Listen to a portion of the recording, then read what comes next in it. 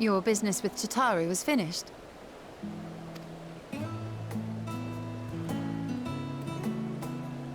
My, what a thoughtful surprise.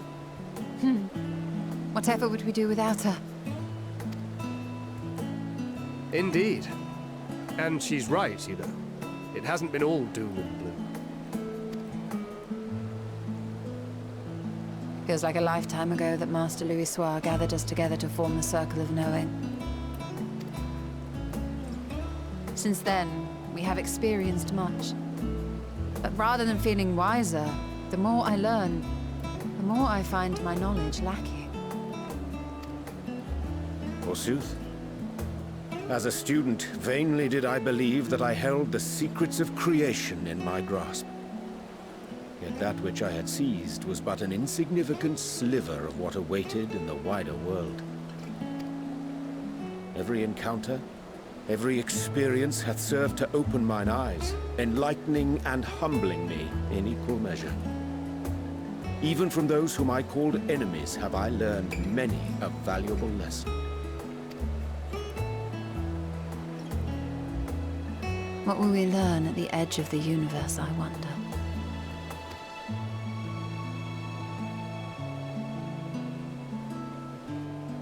Ultima Thule, where the bringer of the end makes her nest. I, for one, can't possibly imagine.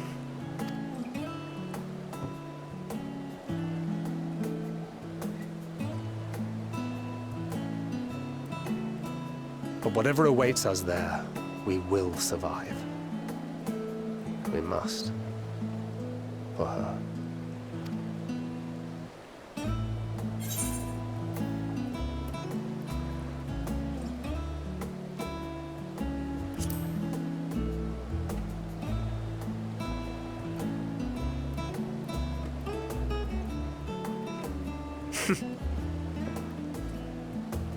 Gods, it feels like only yesterday that we went on that mission to Drybone. We've both changed much since then, have we not?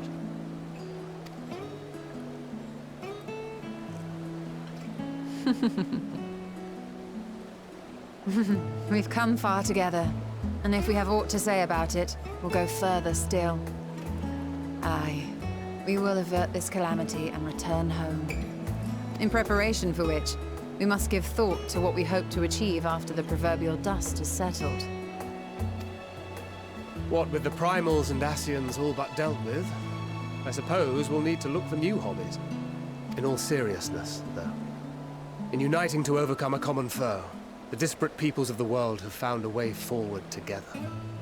It's a truly gratifying sight to see. Indeed. Though it was many years in the making, we have successfully set in motion the gears of fundamental change. With this, we have fulfilled our humble role as a symbol of hope. And I dare say it is time to bow out. After all, there is no shortage of hands to bear the torch in our stead.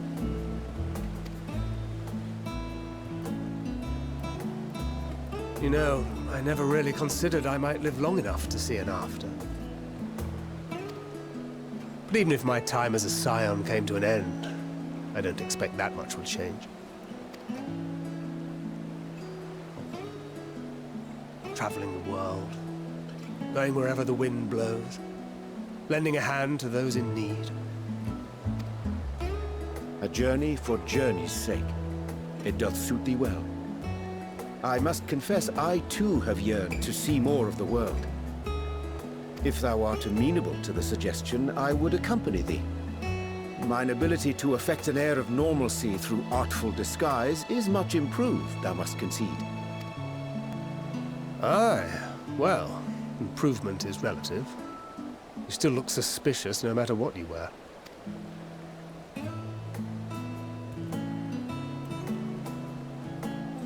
What of you, Ishtola?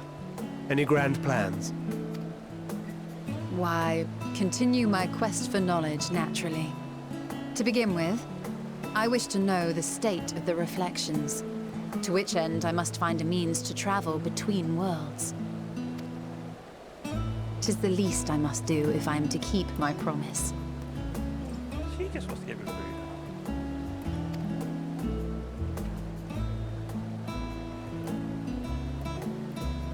Should my pursuits prove unduly arduous, I won't hesitate to call on you. And in return, I will take you to see Reen one day. I'm sure you cannot wait to see the fine young woman she has become.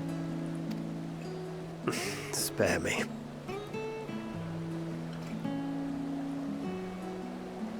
And what of thee? What wouldst thou pursue at duty's end?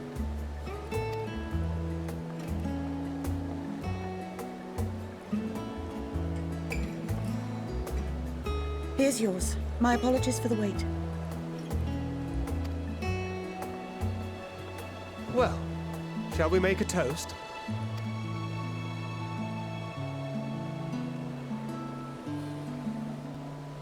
To victory. To our comrades.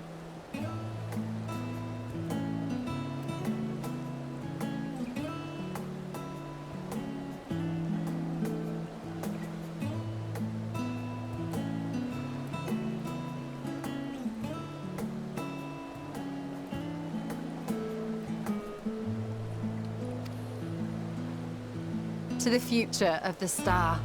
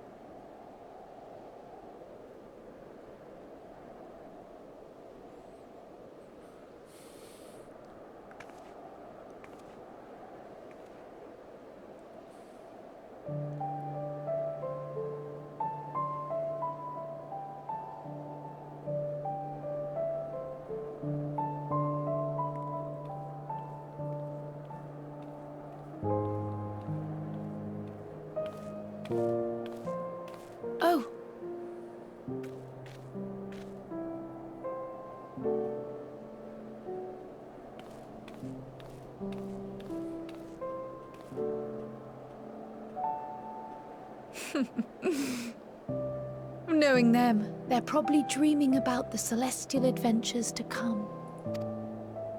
Just as well. They've been running themselves ragged of late. Unlike you and the others, I'm a few steps removed from the danger and excitement. The things you all get up to never fail to impress me. But by the same token, I can't help but worry. Not only for your safety, but for your happiness. After everything you've sacrificed, you earned it 1,000 times over.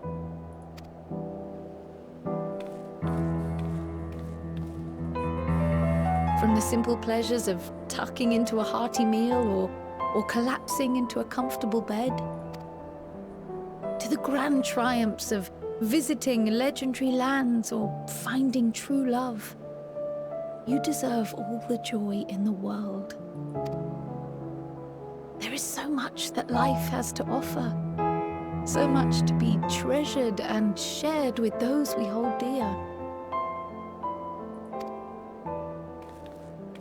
So promise me this. Come what may, you won't give up on your own happiness. When you're out there fighting tooth and nail, it's all too easy to forget. But in the end, your passions will be your greatest strength of all. Remember that.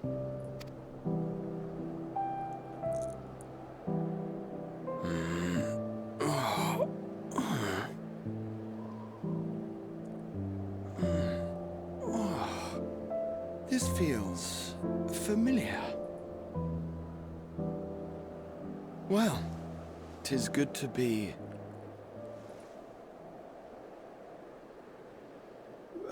wait. What am I... Gods, don't tell me I fell asleep. Not that there's any shame in it, but you were sleeping like babies. Oh, how embarrassing.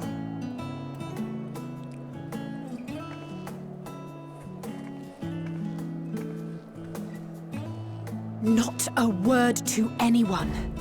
Understood? Not one word. I'm told that sleeping in proper beds of your own choosing is a much more effective way to prepare for battle.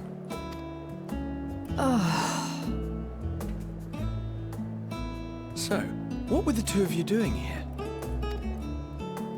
I had a few books to return to the library. Thought I'd take care of it while I could. And you?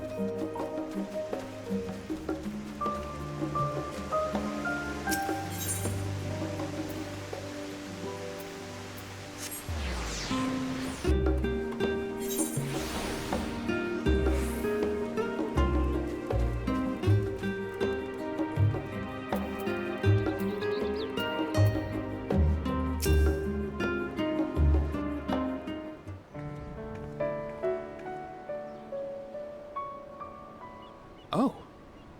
What brings you here?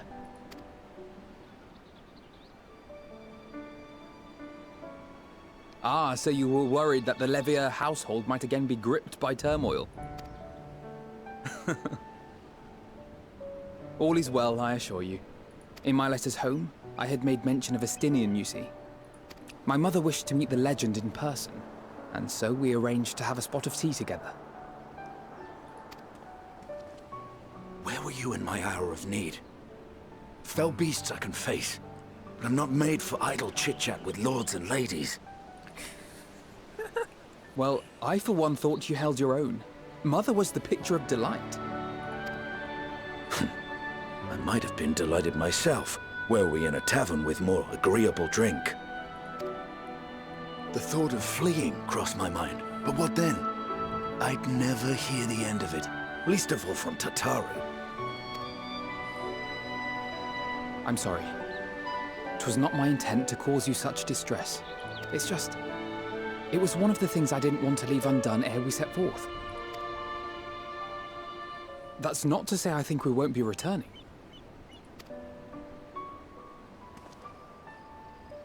Yet, given what lies ahead, I did not wish to leave for later that which I could do today.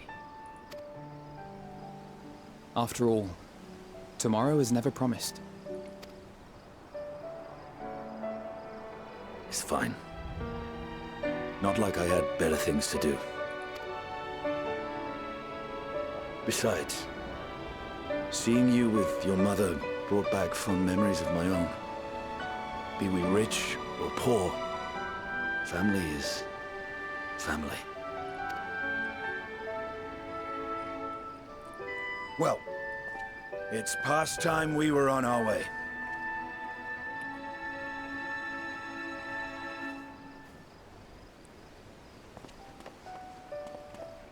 Wait!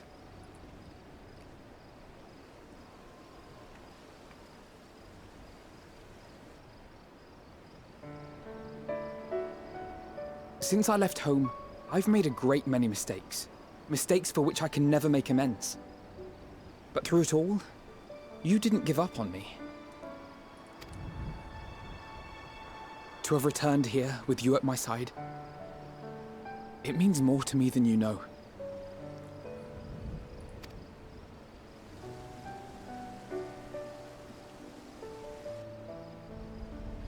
Thank you. From the bottom of my heart.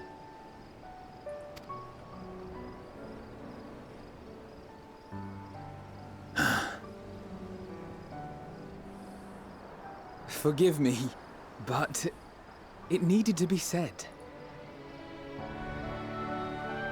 I'm the one who owes you thanks. Were it not for you, I would not be alive today, nor come to terms with Nidhogg's spirit.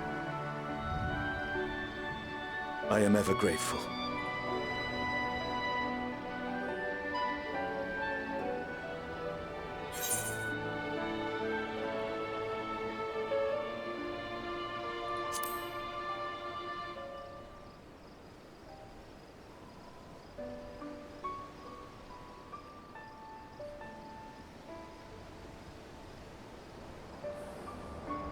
Well, we needn't make it a competition.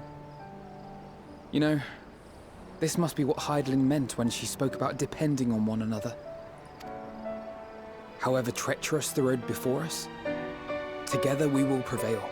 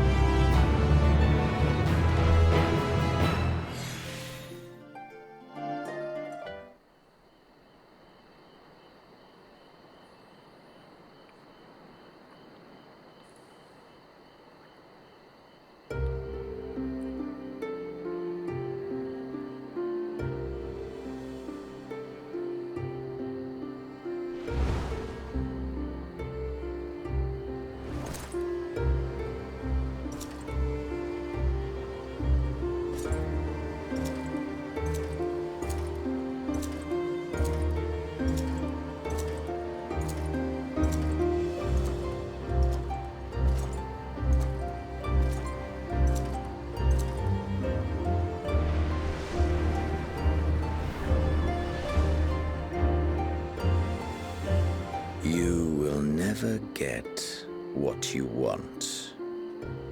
Not even the battle you pine for so dearly.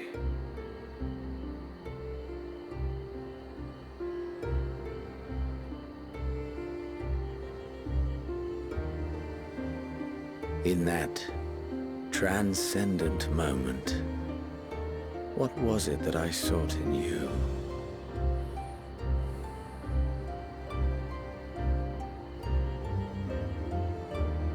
And what was it that you sought in me?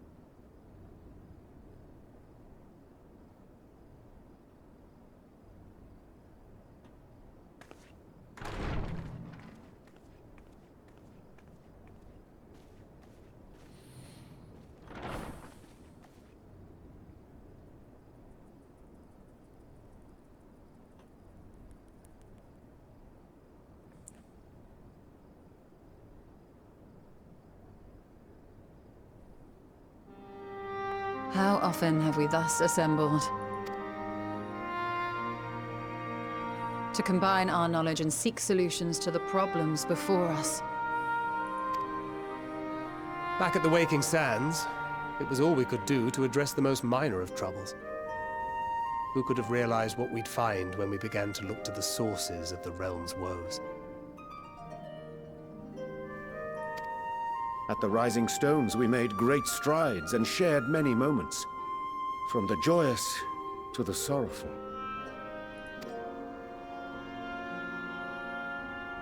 We've had occasion to call other places home too. Be it Ishgard or Kugane, we were fortunate to find sanctuary wherein we might take stock and continue our fight.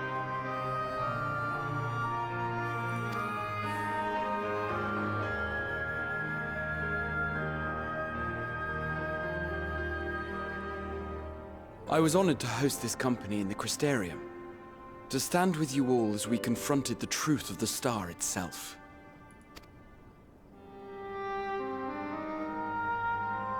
And now from this place, we go to fight the most important battle of all.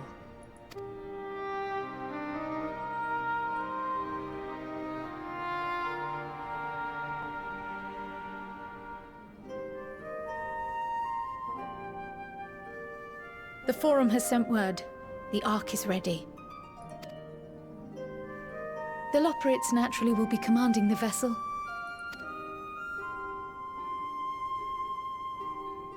They will see the 8 of you to Ultima Thule.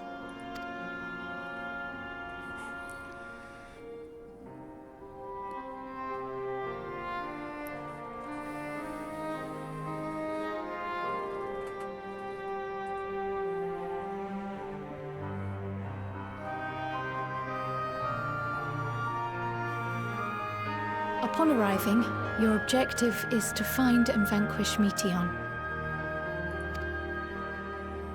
As a final formality, the Forum bade me ascertain your resolve. So, are you certain you wish to do this?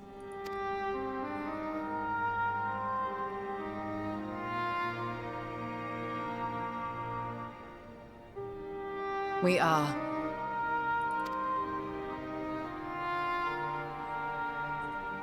Then, ere you report to Thalmasane, I leave you with these words.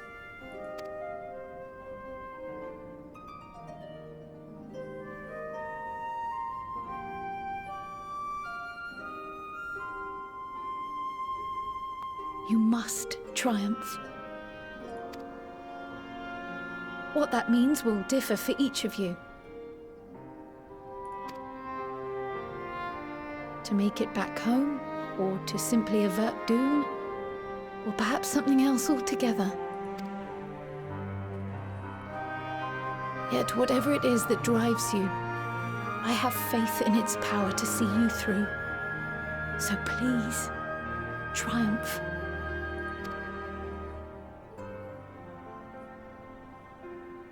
Triumph, as we who remain behind believe you will.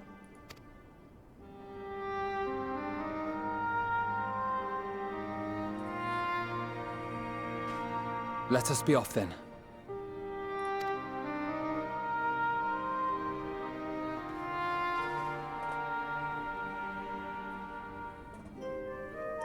Wait!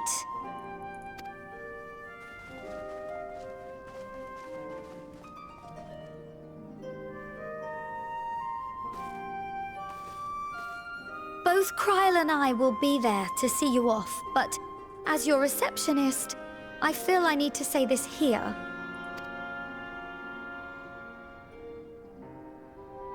Safe journey, all of you, and be safe.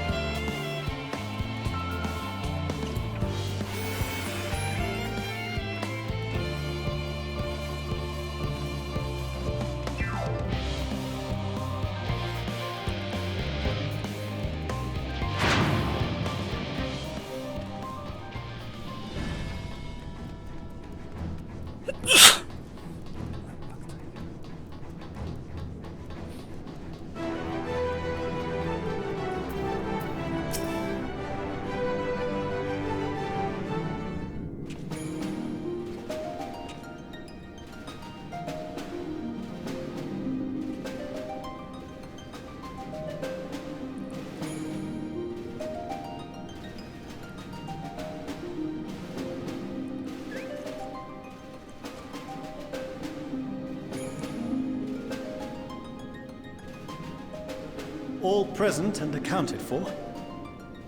Good.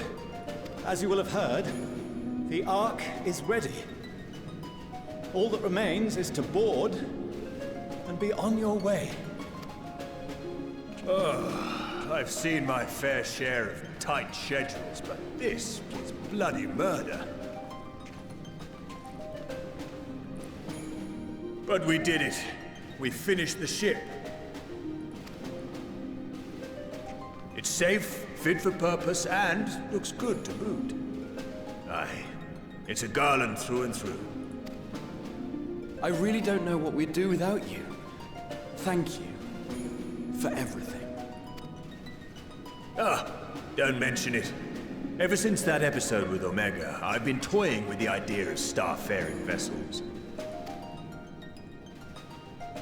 And as they say, necessity is the mother of invention.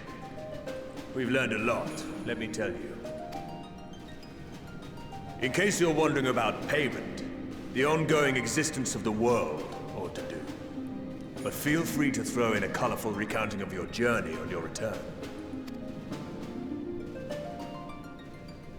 So, have you thought of a name? A name? Wasn't everyone just calling it Father's teeny tiny toy boat? Well, seeing as its purpose has changed, I thought a more eloquent name was in order. I suggested as much to Fortuno, who seemed quite amenable to the idea.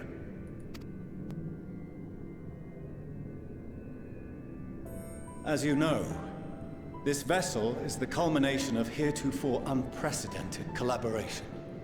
And though said collaboration is owed to the Scions, there is another whose noble deeds made our work possible.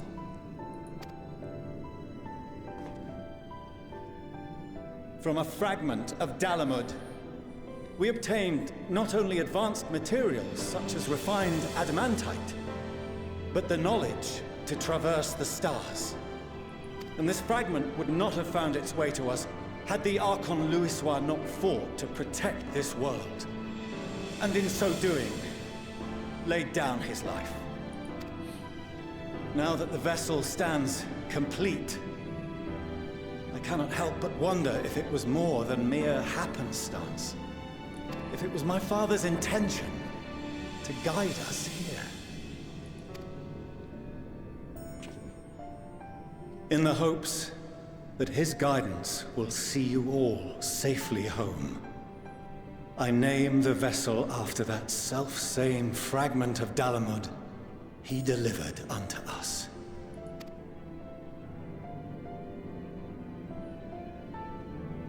The Starship Ragnarok.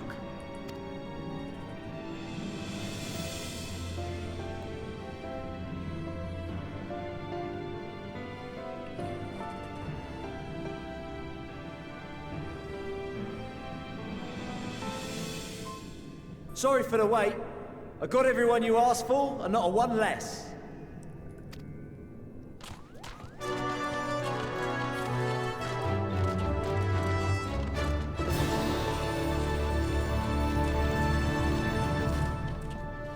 What are you all doing here? Oh, I invited them. The representatives of those tribes with religious inclinations.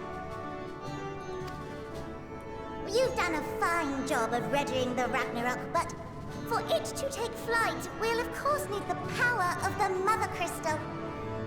Given its immense size, however, transporting it would be an absolute logistical nightmare, not to mention we'd need to shatter it into tiny shards for feeding to the engines. But a brilliant idea came to me. We convert the crystal's energy into forms that can transport themselves!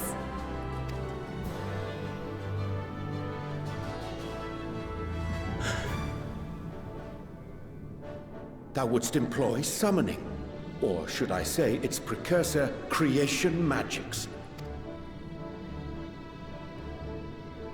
Care to explain for our benefit? As you may have witnessed at Bestway's Burrow, the Loperids are capable of creation magics, which they use to shape the moon's environment.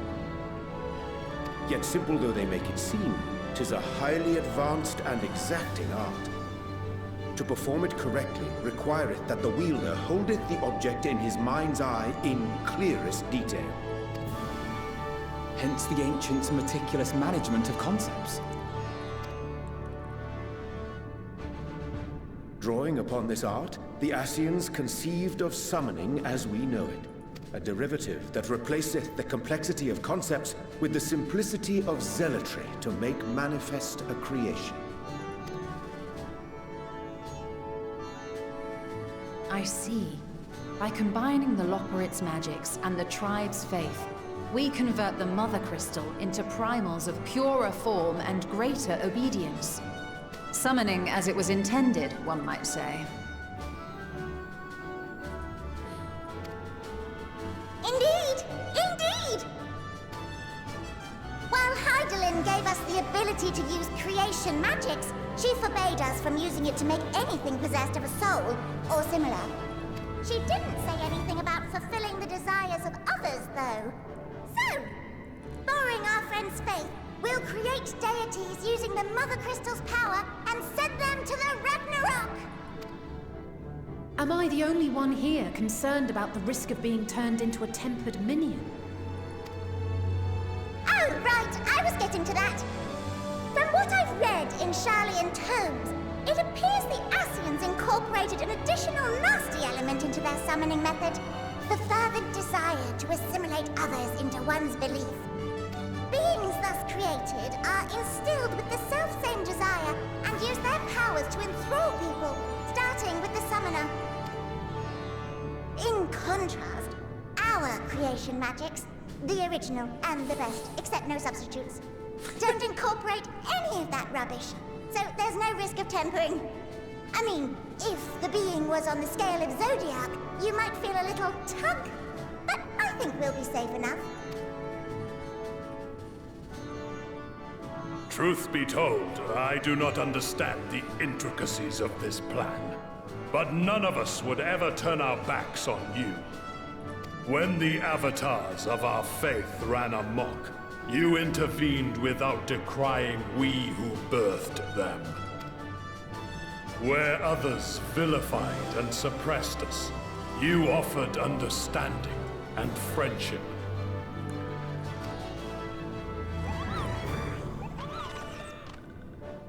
In gratitude, we will share with you the true expressions of our gods.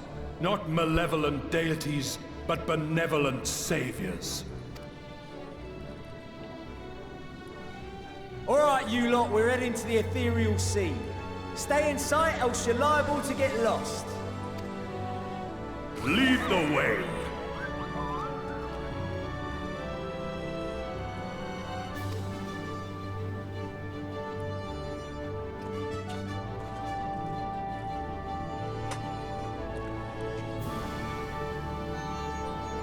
May we have a moment?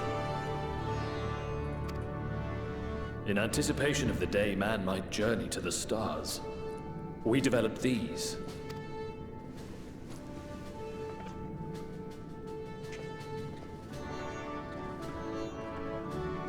Portable teleportation devices. One for each of you, designed to work in tandem. Press the button on one, and in a matter of moments, all 8 will activate and send their owners back to the Ragnarok. There is no telling what hazards you may encounter. If you find yourself separated or lost, please do not hesitate to use them. Be safe, all of you, and come back.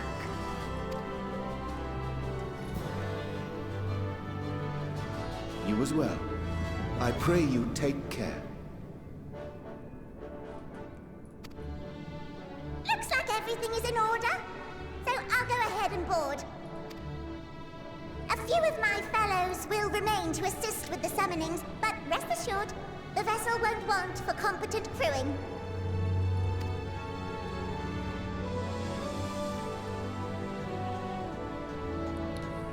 If you are ready, then you should board as well.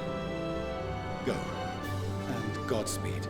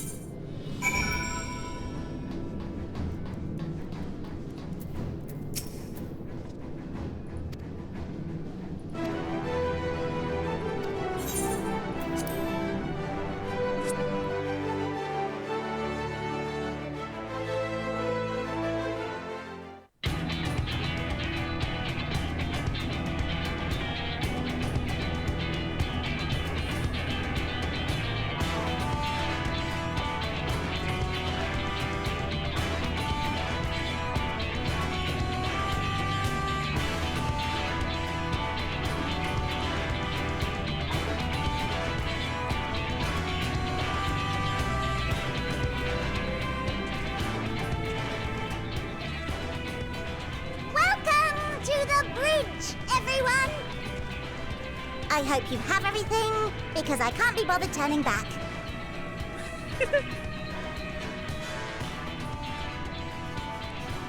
Right then, make yourselves comfortable. We're setting off in just a moment.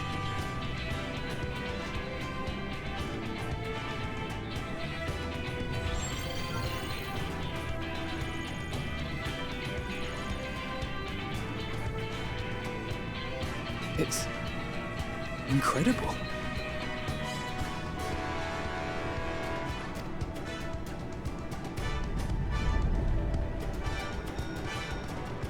This is Fortuno. Can you hear me? The preparations for the summonings are complete. In accordance with the 14th phase of the plan, we have moved the Ragnarok to the launch site. The gates are open. You may depart when ready. So, are we ready? As ready as we'll ever be. Let's get going. Oh, come on. A burnt-out star's got more fire in its belly. Try it again, with feeling.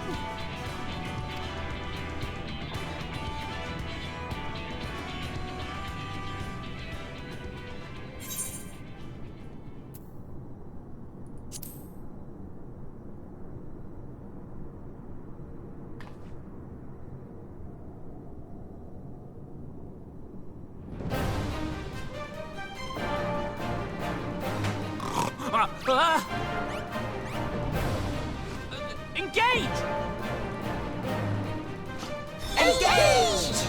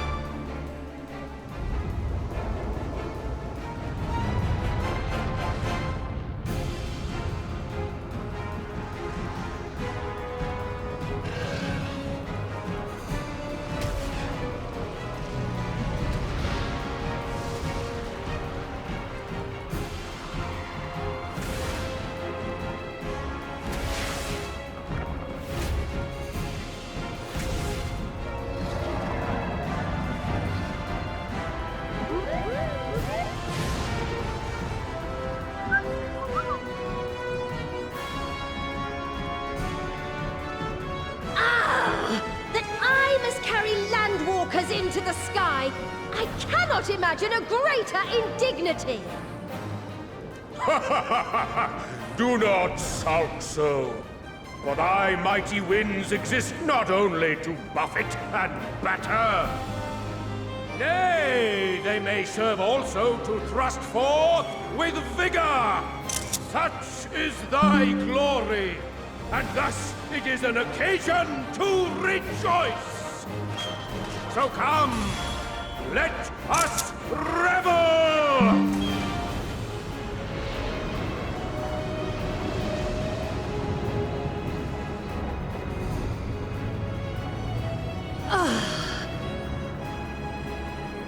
So long as the wind blows freely, I suppose all is as it should be in creation.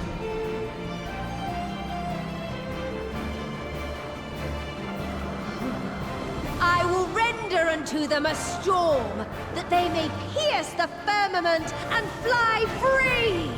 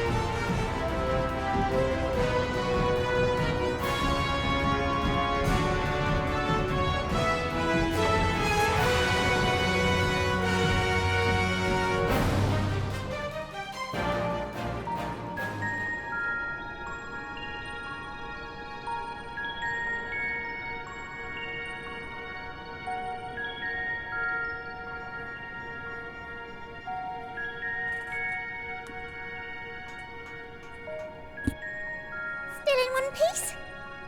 Good. Sleeping Way? Report? All's well. Fantastic, even. Thanks to the power of those primals, the engines are roaring and we're ripping along. All values are also within projected ranges. Time to destination is 8 carats. Perhaps 7 at a pinch.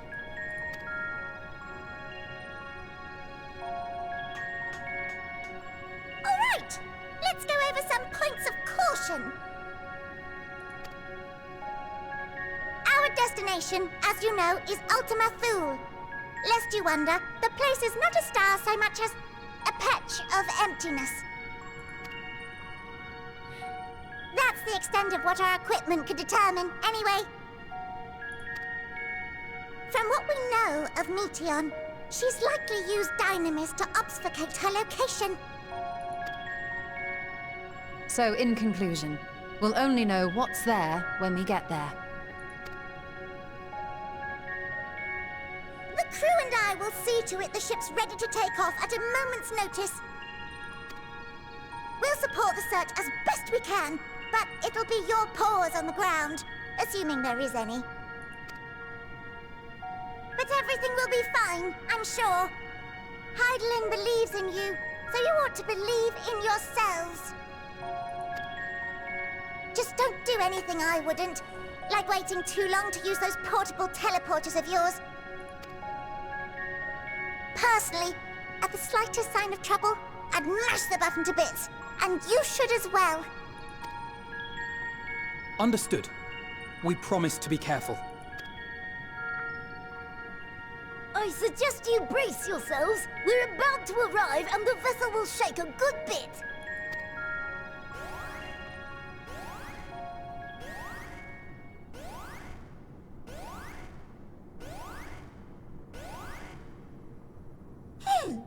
What is this? Something is... interfering with the equipment.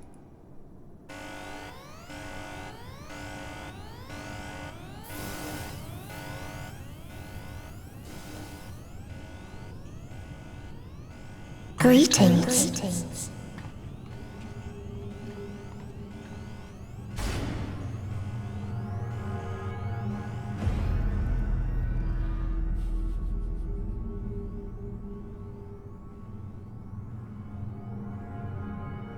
Greetings.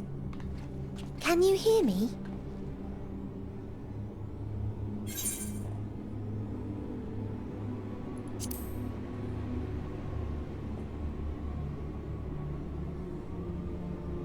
So this is Meteon. Oh. Have you met one of my sisters? I don't remember meeting you myself. But I do know that you're from Atheris. Why have you come? All you had to do was wait. I would have delivered to you your ends.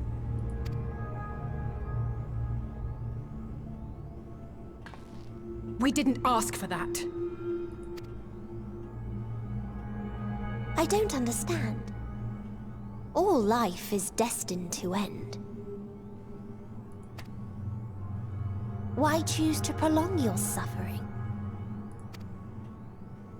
Effort, ambition, love, they amount to naught. Happiness, should you find it, is inevitably lost. Stolen away by events beyond your control. There is no logic nor meaning in it. You think there is. Convince yourselves. But it's all a cruel accident.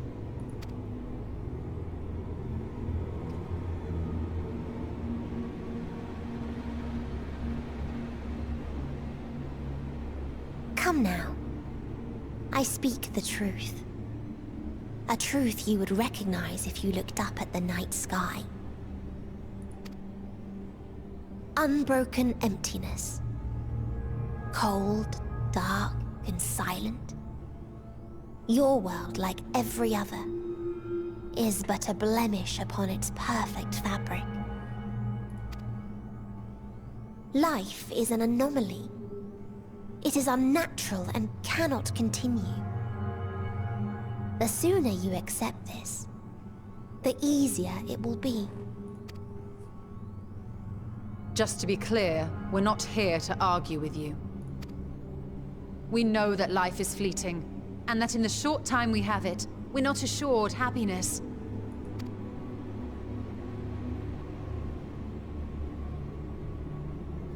Indeed. I've seen far more sorrow in the eyes of many I've met. I myself have plenty of regrets. And one day they'll die with me. Gone to dust with my good deeds and unfulfilled dreams. But we accept this. That our existence may seem pointless. That sorrow, rage, and despair will always dog our heels. And we press on regardless. That is why Hydaelyn guided us here. In her boundless love for mankind, she has prepared us for this trial, and in her name, we have come for you.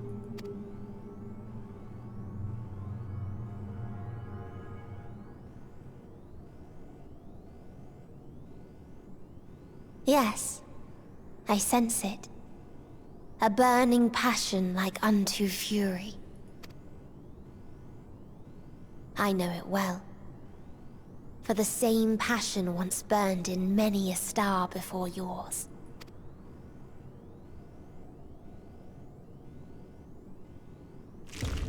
Suffocated and extinguished now.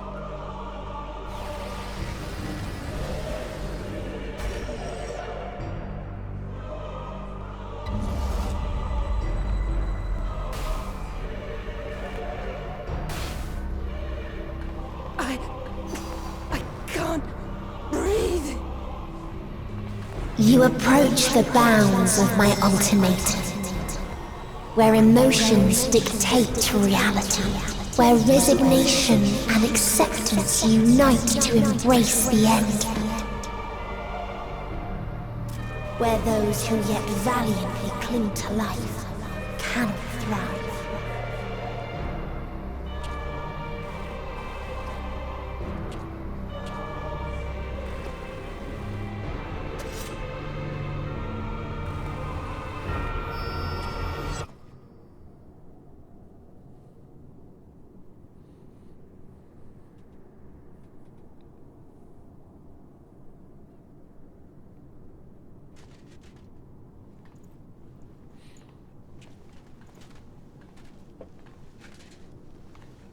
By the Fury.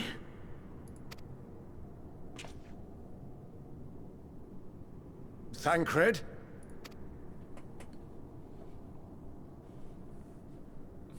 Meteon has gone as well. Mayhap he awakened first and gave chase. Everyone? It appears we are at our destination. This is Ultima Thule. Not that we knew what to expect, but I wasn't expecting this. From atmospheric composition to ambient temperatures, all readings are within permissible range. This place is capable of supporting life.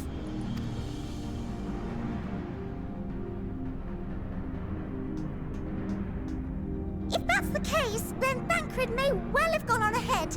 Let's go and have a look.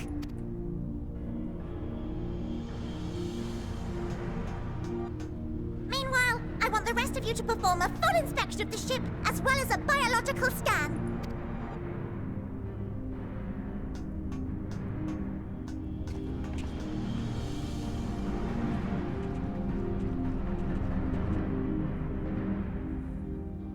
So it was that the brave wayfarers arrived at last at Dream's End.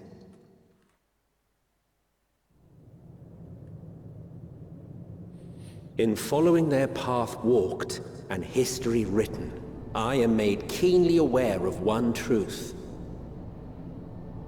Though the curtains may fall again and again, so long as others take the stage, ever shall there be more tales to tell. So, let them bring it to a close, I say. Let the curtains fall upon this, the final chapter in the tale of the star.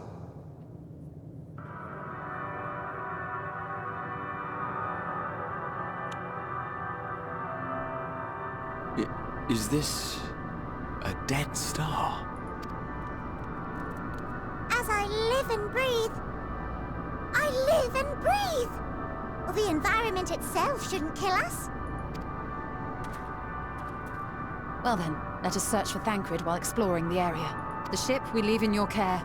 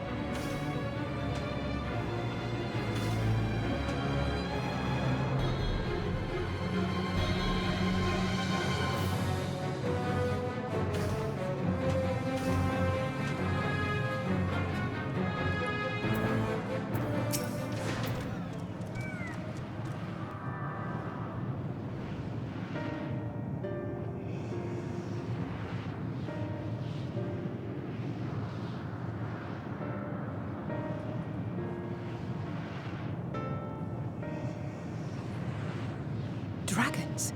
Here!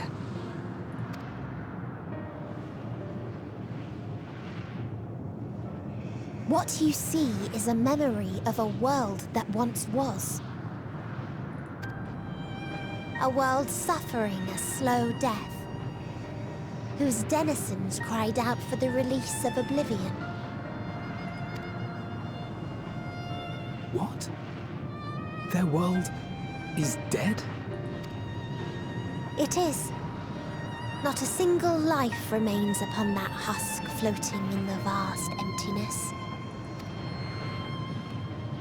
These creatures are shadow and shade, perpetuated only to suffuse dynamis with their unending lamentations.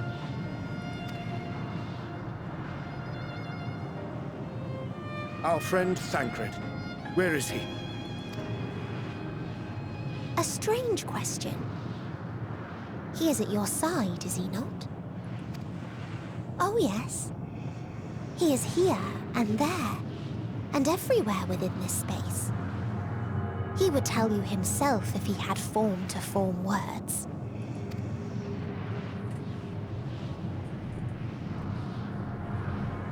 Huh. Such loathing and uncertainty. You don't know why you still exist. In like manner to the oblivion I send. I tried to drown out your ether with dynamis. Beginning with this Thancred, who came at me despite being unable to breathe. Such a simple thing, unmaking men. In the blinking of an eye, he was gone. Didn't even have the chance to be transformed. Yet somehow, he managed to leave a slither of himself behind. What you call the heart? Or perhaps the soul. In his final moment, he cried out from it. A single word. Survive. That wish proved stronger than the despair that ruled here. It overpowered it, causing this space to be remade. Into a place you can perceive, and where life can endure. That you draw breath is proof that his soul lives on. For how long, however, remains to be seen. Well then, we should hurry and tend to business. Huh?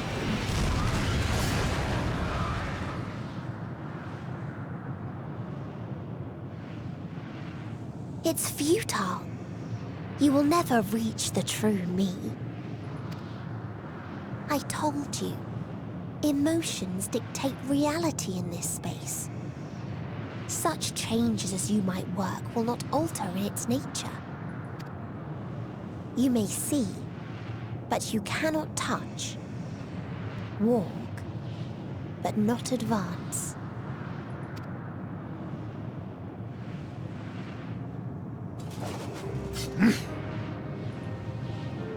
Meteion holds too much sway here. How do we contend with a foe who can unmake us on a whim?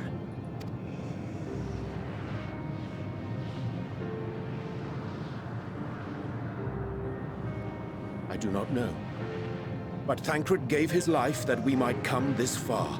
We must press on. Agreed. We cannot turn tail here. Not without something to show for our comrade's sacrifice.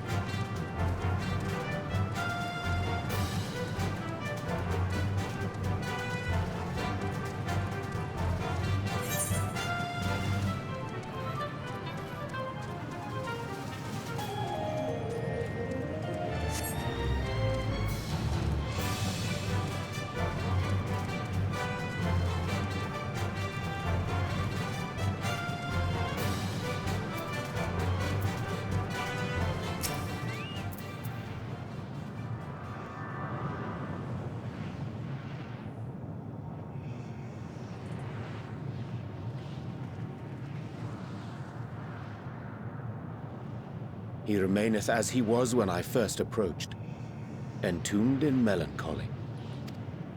I see. Perhaps I could... I'll handle this.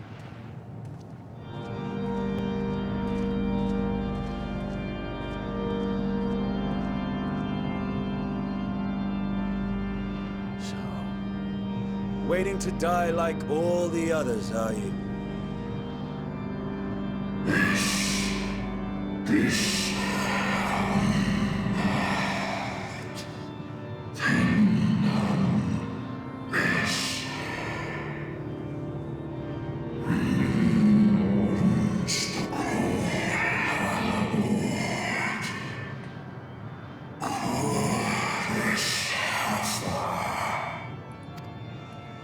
So you say. Yet your kind has found a new beginning on our star. One of you braved the Expanse, bearing with him a clutch of eggs. They and their children now rule our skies, their song heard by all.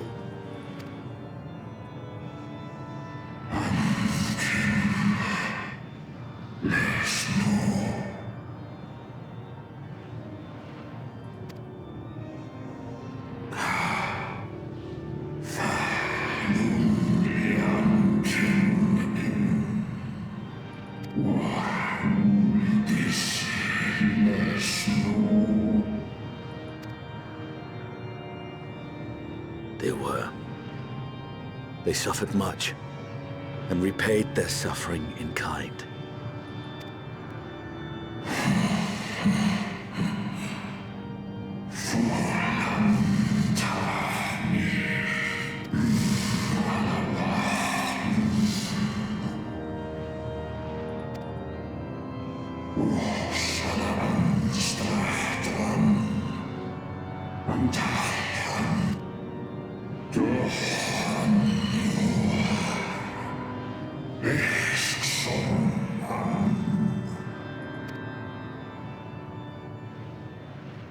Had your brethren made the selfsame choice, my family might still be alive. Yet lasting peace does not come to those who simply retreat from conflict. No, you must be willing to confront it, to stare into the face of your foe, and see yourself in him. Only then can you break the cycle of torment and tragedy. This lesson, a dear friend taught me at the risk of his life. There is no nobility in your penance. You wallow in self-pity. And after everything we've endured, we will not let you stop us.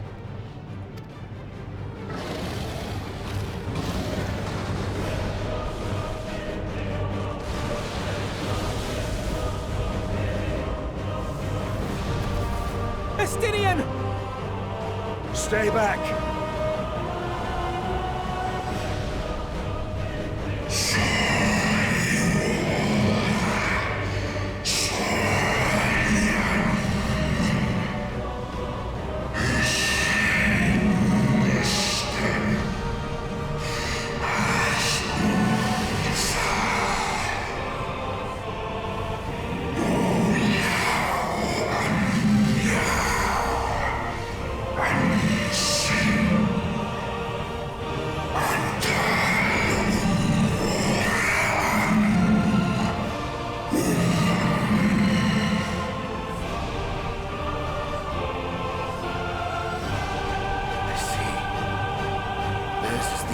That bars our way.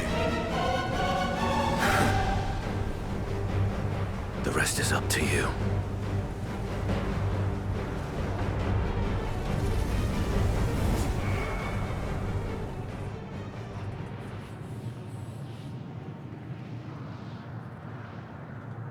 No! Not Estinian too!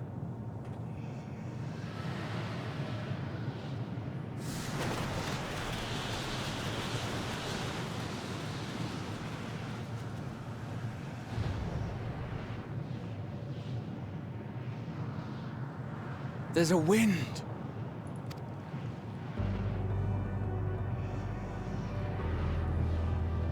He's opened the way for us. Sacrificed himself to remake this place, like Thancred did. Oh, Alphino.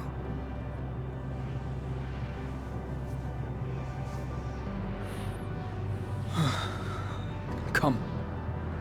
Let us follow the wind. It will not lead us astray. He would not.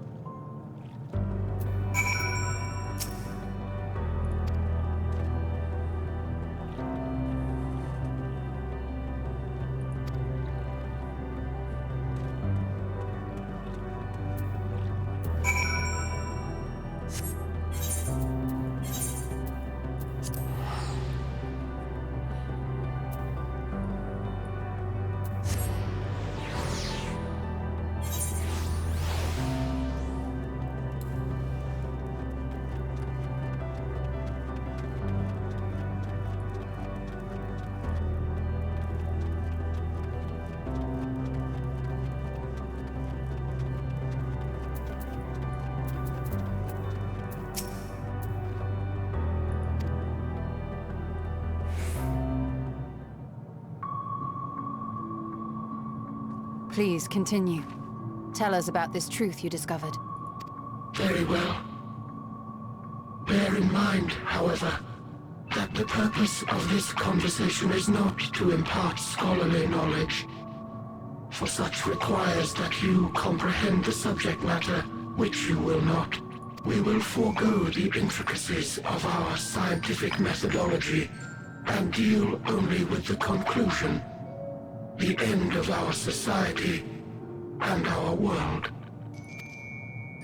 We acknowledge, with regret, that your star is in the midst of the same panic-induced cataclysm that befell Deneb 3.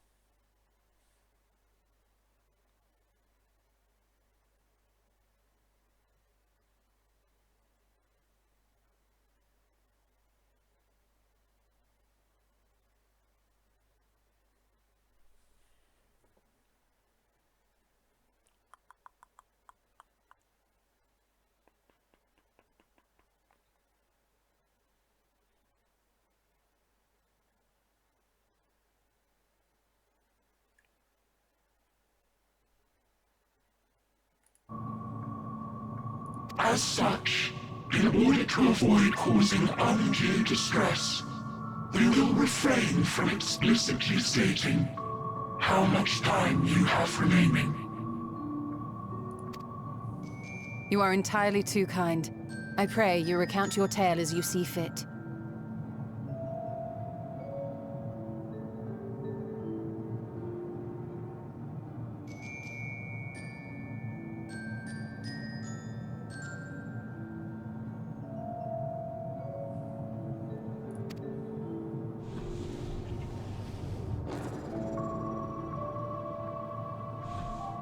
In the beginning, the universe was but a tiny particle.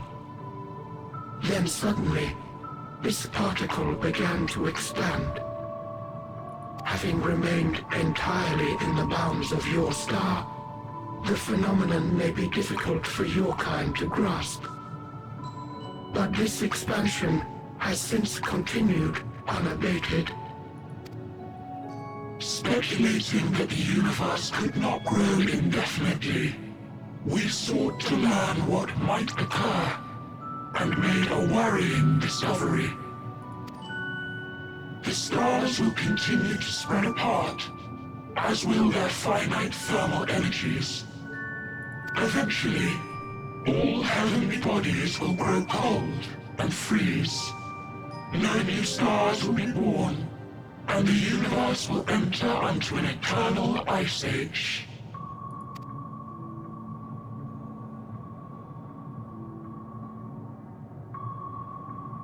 In hopes of proving that this determination was erroneous, we scrutinized our research from all angles, even as we sought to avert the everlasting winter. The endeavor proved fruitless. So infamously so, in fact, that it became synonymous with vain effort.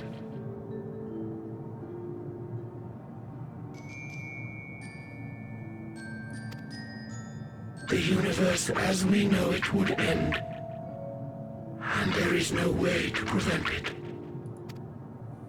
Beneath the weight of this knowledge, our society stagnated. Though we had time still, it was a cold comfort. Why strive for anything when desolation is assured? When our wealth of wisdom, accumulated since the dawning of our kind, would be forever lost. No civilization would rise from our ashes. No scholar recover our knowledge. In silence unbroken, naught would stir. Intellect was once our pride. Overnight, it became our shame. Our works, monuments to futility. Immortality, our greatest invention, became a source of suffering. Rather than suffer on, many chose to unmake themselves by means of etheric exsanguinators. Etched upon these stones are the testaments of such souls. Though many left no words at all, thinking it a pointless gesture. Once we have obtained vessels of flesh, we likewise intend to vanish. If you understand this, understand aught of our tale, you will abandon your quest for knowledge. Ignorance truly is bliss. If you would cling to your illusory happiness, remain primitive and pure. It is the only way.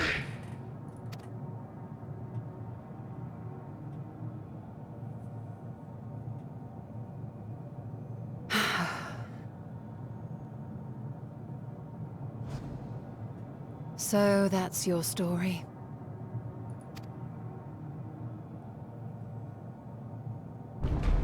While I appreciate your advice, I will not heed it.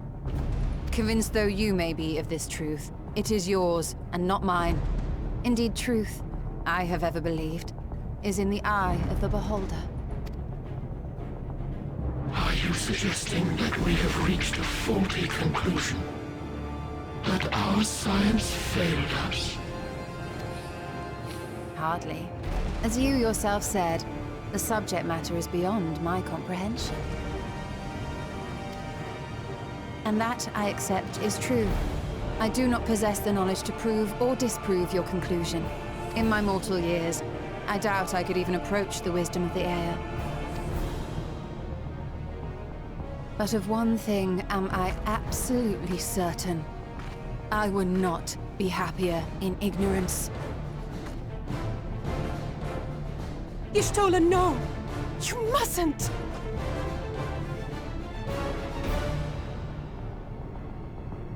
The most important lesson I've learned is that learning isn't simply passing one's eyes over words.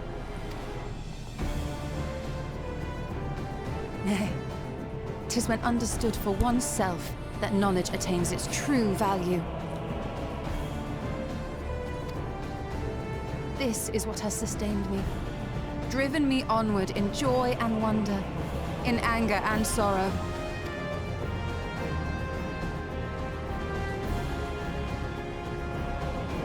The universe may end, and all may be for naught, but I will live as I always have. I will always seek out new knowledge, and no conclusion of yours, no matter how grim, can dampen my desire.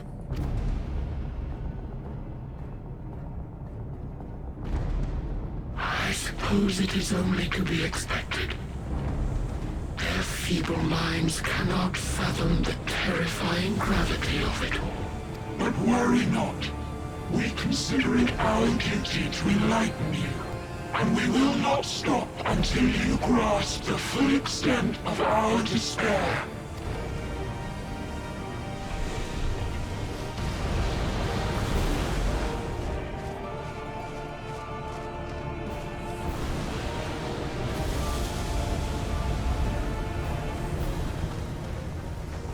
Keep calm and listen well. Though my body will soon dissipate, there may be a way to restore it. Asm's magic. So long as our souls remain, you can use it to summon us back. But you mustn't, for it would mean losing our way forward. This I only reveal so that you can promise not to invoke the magic. We came here knowing what victory may cost, So press on. Press on, and do not look back.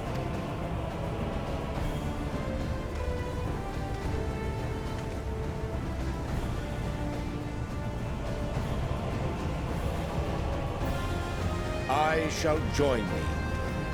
As subterfuge is not required, thou shalt not suffer for mine absence. Urianger. My resolve hath never been as strong as thine. Full oft have I wavered in my decisions, and afterwards been stricken with regret. In spite of this, I may still stand with my comrades, supporting.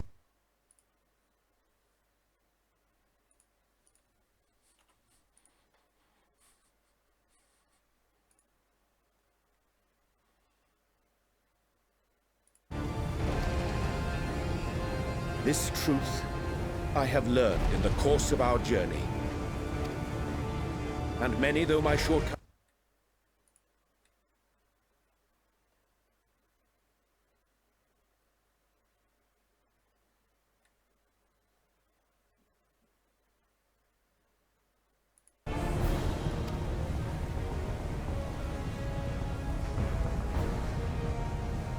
thus shall I hope that thou mayest have the strength to resist, and our comrades the strength to continue.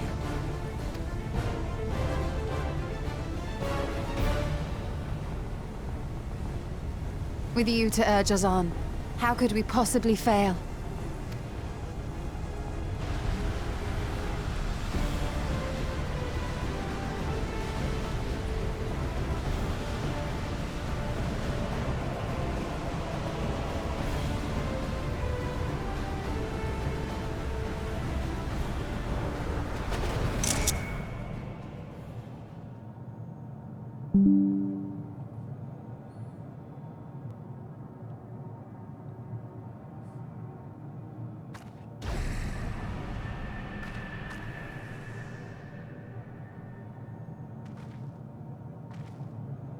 What's this?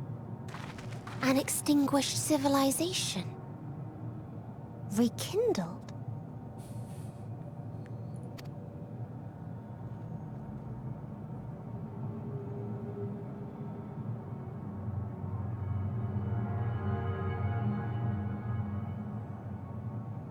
That's right. Our quest doesn't end here. We'll press on, and we will find you.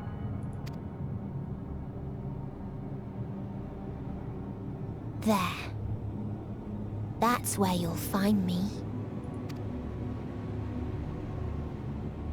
Is that another star?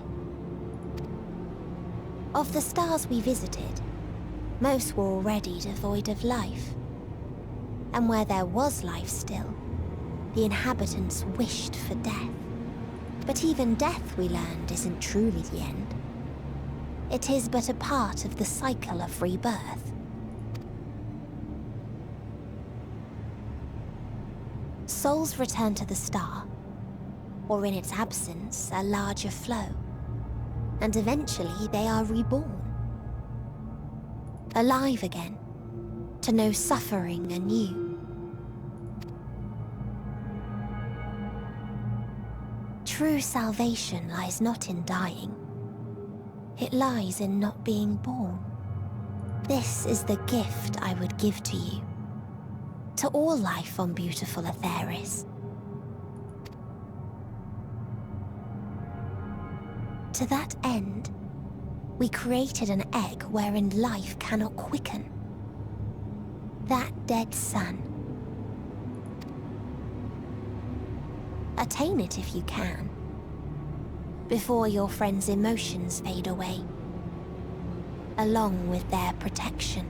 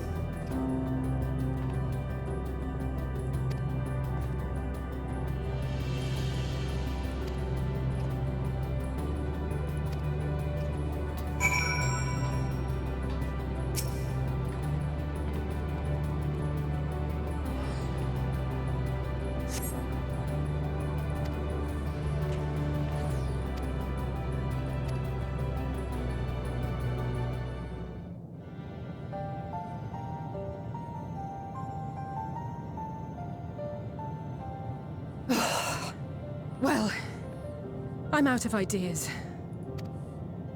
As am I. Operating such consoles is trying enough, but if we can't even activate it... Perhaps there is a way. First, consider the world that has been recreated here.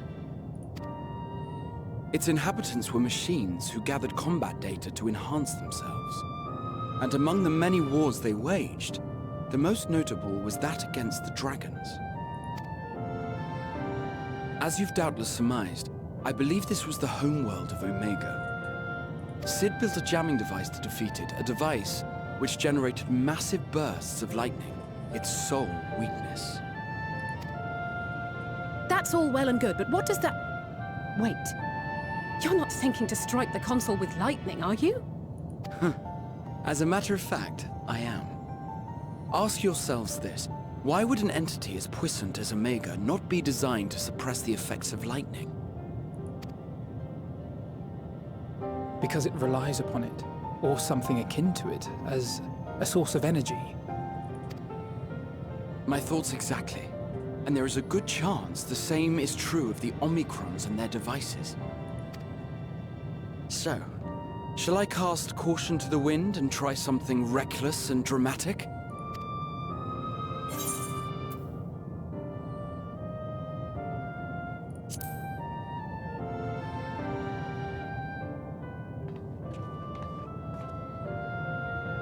You still have it! Sid and Nero's legendary device which brought low the superweapon Omega.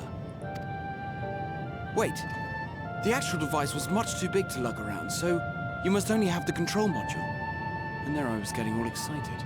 Never mind. An old-fashioned spell will suffice.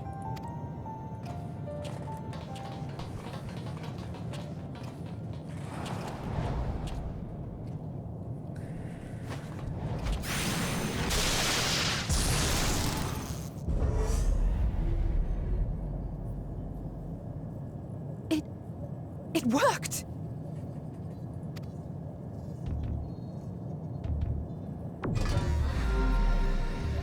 Opening connection to Communications Module 1. Connection established. Transmission. Strategic Matrix Sigma 1 now online. As the primary strategic matrix, you may address me as Sir. Checking for new communications. None found. All units, please maintain current state. End transmission. Closing connection. Wait! We have questions for you. Of late, no mission orders have been issued. Why not? Has there been some manner of trouble? Reply. The Extended Operations Unit is yet to determine guidelines for future assignments. All strategies are calculated, devised, and actioned in accordance with said guidelines. In the interim, all citizens are directed to maintain a state of combat readiness. End reply. Awaiting query.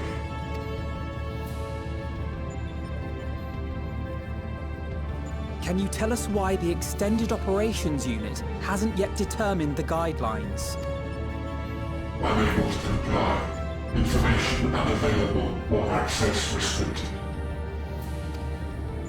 In that case, is it possible for us to communicate directly with the unit? Access denied. Unable to establish connection. Is there anything you can tell us? Have there been any abnormalities, like a threat to the star or widespread unrest? Reply. Negative. All citizens continue to operate at maximum efficiency. If your operations are suboptimal, please proceed to a maintenance facility for evaluation. Otherwise, stand by at your designated post. End reply. End transmission. Closing connection.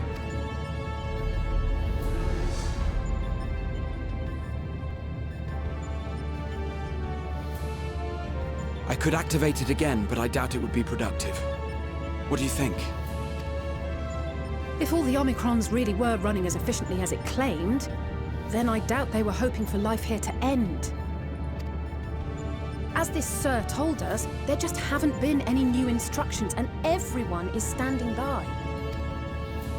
Should be standing by at any rate. If there are those that are neglecting their duties, perhaps we can glean a clue from them. I propose we take another look around, and also try to find the operations unit.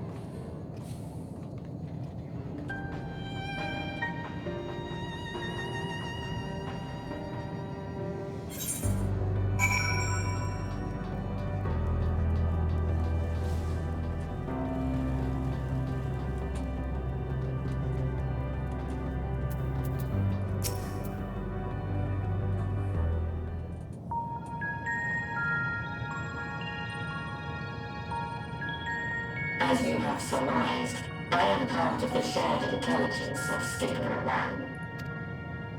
1. It was my charge to determine the optimal path to achieving our prime function. This body had been abandoned by its former owner and lay unused. I took it and abandoned my own, and with it, my duty. May we ask why you did this? From what we gather, it seems to be a personal matter.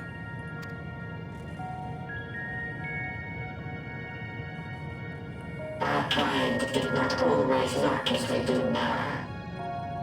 Long ago, we possessed frail and feeble bodies. Beleaguered by stronger races, our ancestors took to augmenting their flesh in order to defend themselves. What began with limited parts eventually spread to the whole body, and at last, a means was discovered to convert the mind into data, rendering even the brain obsolete. Such complete mechanical beings were called the Omicrons, and by their might, we came to reign supreme over the star.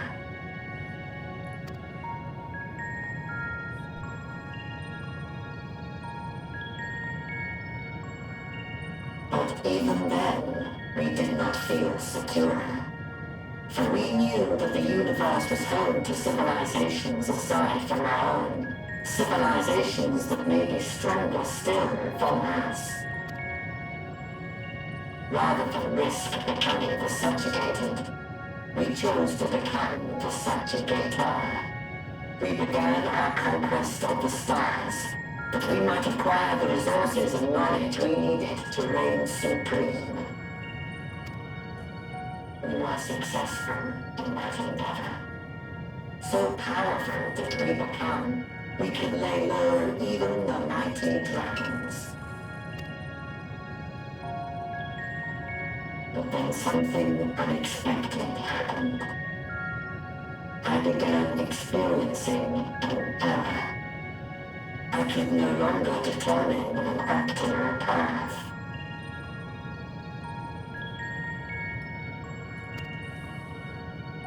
You were malfunctioning. I performed numerous full system scans, each time finding no issues. Yet the error persisted. It was then that I speculated. What could happen if we grew so powerful as to have no equal?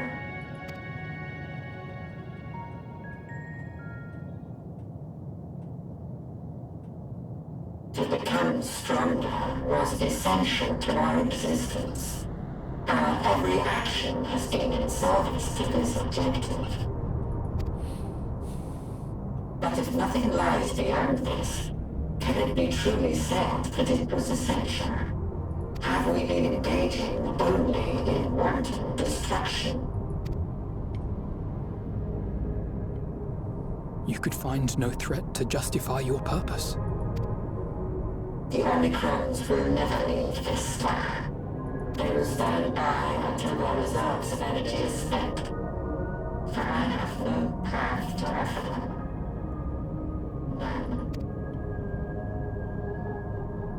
It is not our place to pass judgment on the deeds of the Omicrons. But surely, this does not have to spell the end of your people. With your power and knowledge, the possibilities are endless. Why not seek out a new purpose?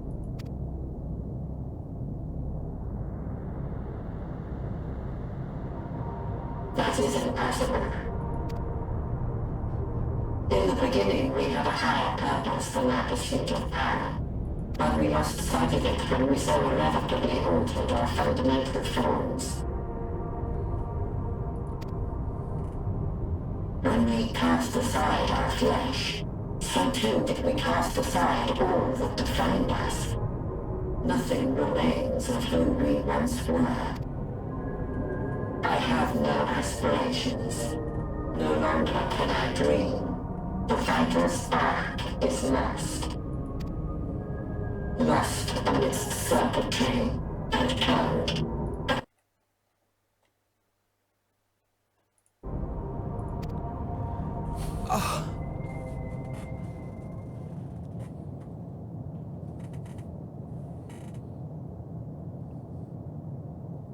I believe I know how to overcome this despair. The words are ready in my mind, but ere I speak them,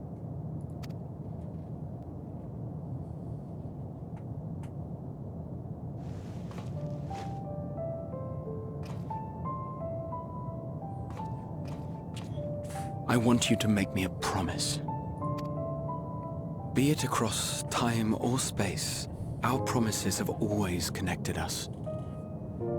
And so I ask that you indulge me once more, that this won't be the end.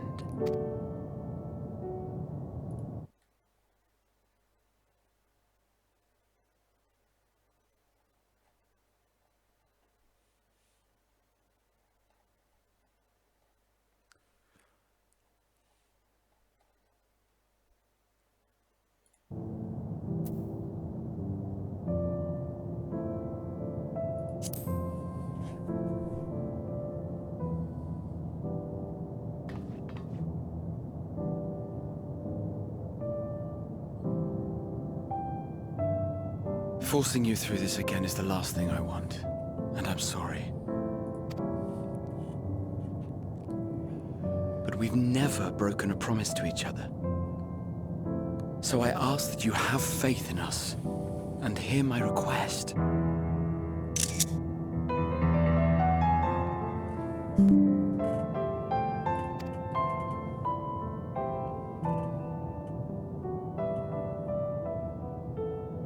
First, I want to visit Ishgard with you, properly.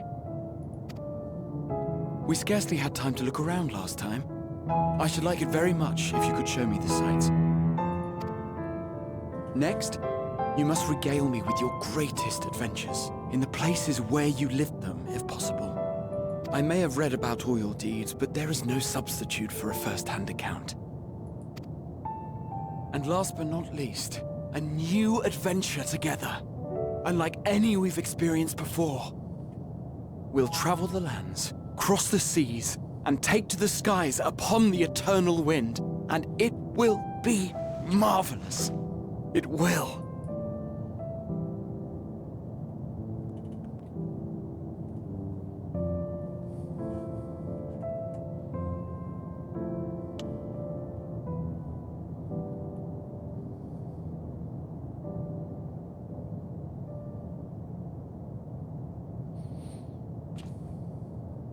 If you would humor me a moment. When we awaken each morning, how can we prove that we're the same individual who retired the night before? Through the remembrance of past events, we might say. We have our memories, yet there are times when we forget or recall incorrectly. What of our bodies, then? It is the same one, we might say, yet technically speaking, as living beings, our bodies are constantly changing. It will never be as it was at an earlier point in time. Our souls are no more immutable. On our star, people are known to inherit the souls of others, yet they are decidedly different beings. For my part, I've subjected my totality to much and more. I've made my body into an extension of a tower, blended my soul and memories with those of another self. And each time I would ask myself, what is it that makes me, me? Were you able to determine an answer?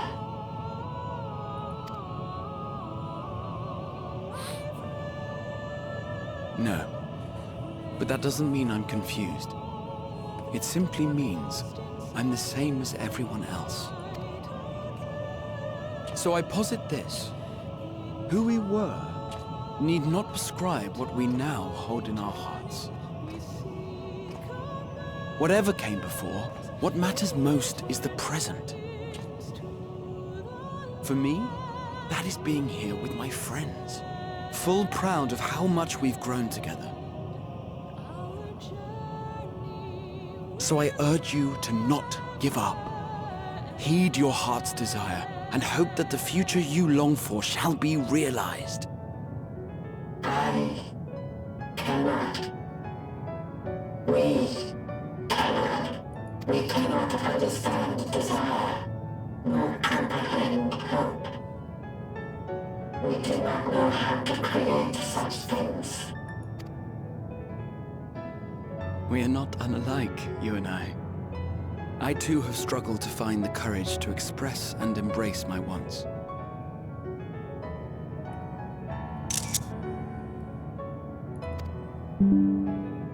If you like, I will tell you a tale.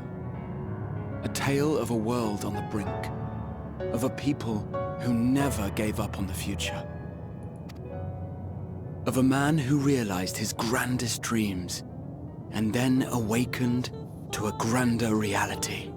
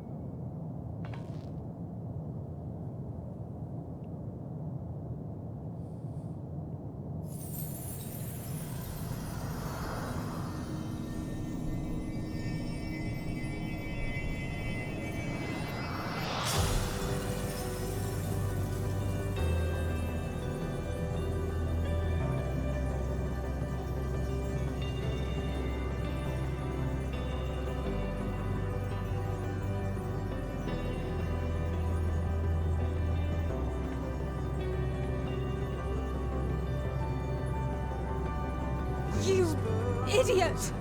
Just once, stay with us to the end!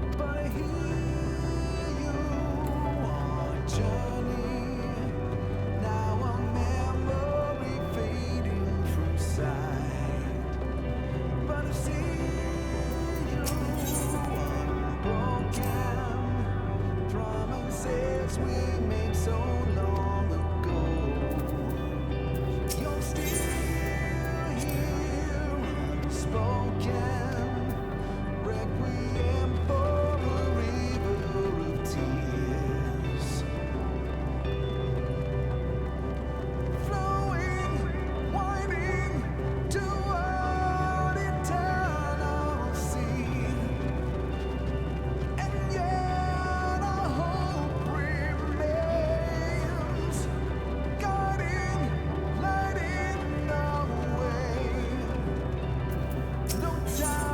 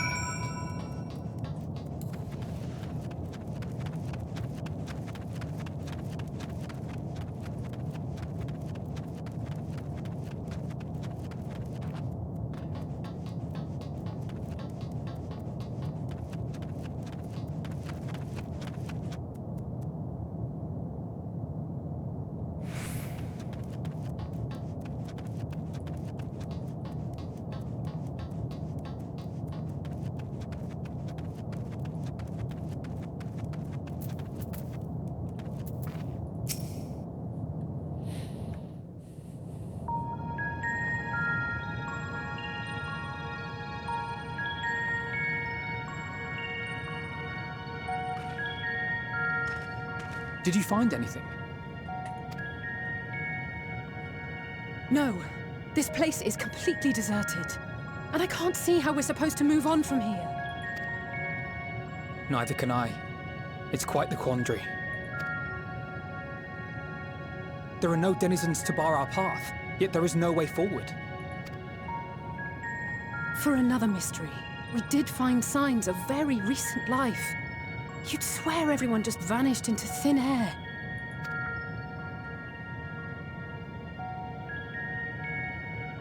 I wonder how many ruined worlds like this has Meteion seen.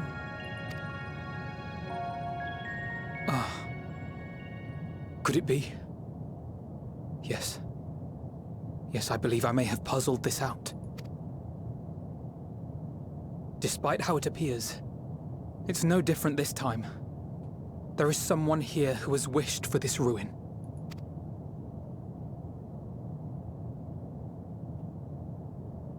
And I believe that together, Alize and I can overcome their will.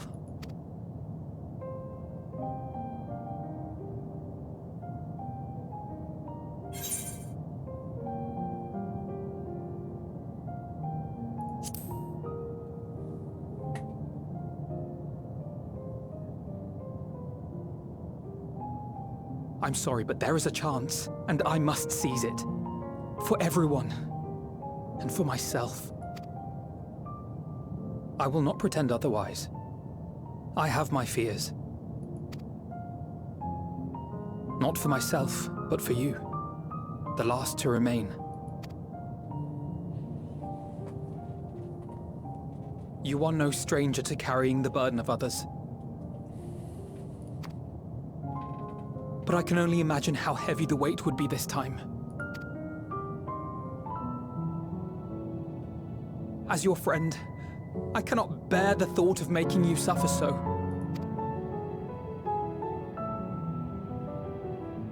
Then why suggest such a thing?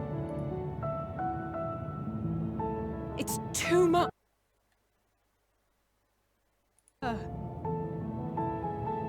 Why must she be the one? Why must she fight alone? More than a hero. She's a dear friend. Not only to us, but to so many others. There are so many people in the world who care for you, and yet...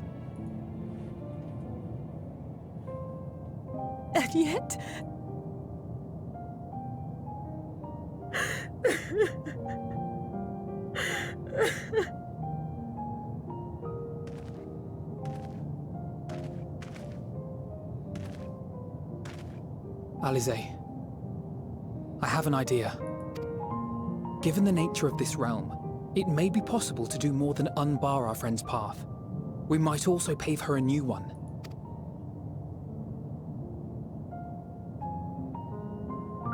For instance, a path where she finds happiness at journey's end.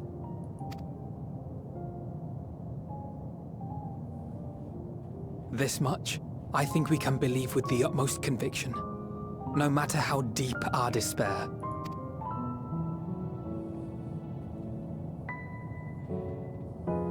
So please, believe in us too, and press on.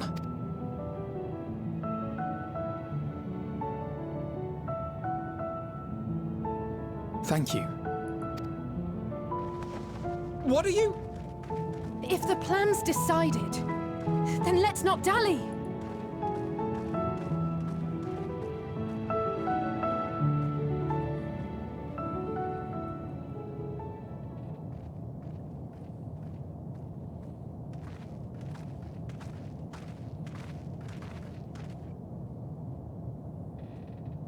Ah, there you are. It was as I said, was it not? It was. We couldn't find anyone. But this place isn't entirely deserted, is it?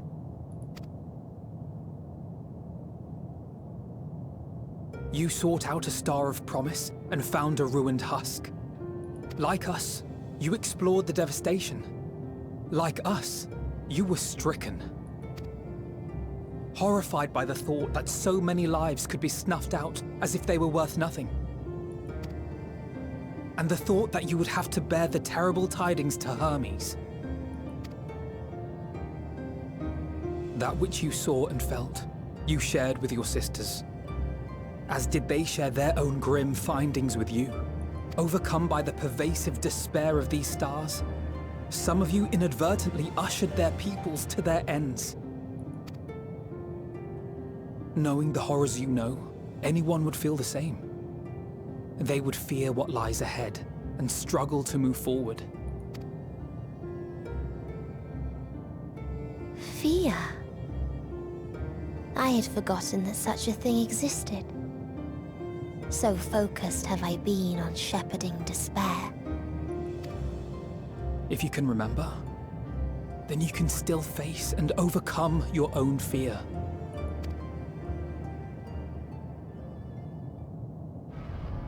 Why would I bother with such an insignificant emotion? If the despair I command is as a raging river, then fear is but a trickling stream. It can do nothing to alter my flow. You spoke with the Aya, yes? Heard their tale of what awaits the universe. It's true. The stars grow colder and more distant.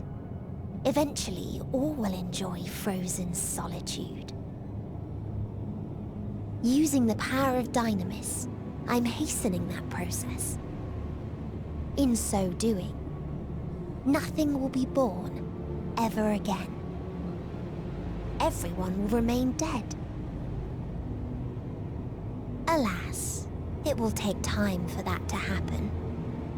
So in mercy, I sent you my gift, to spare you needless suffering.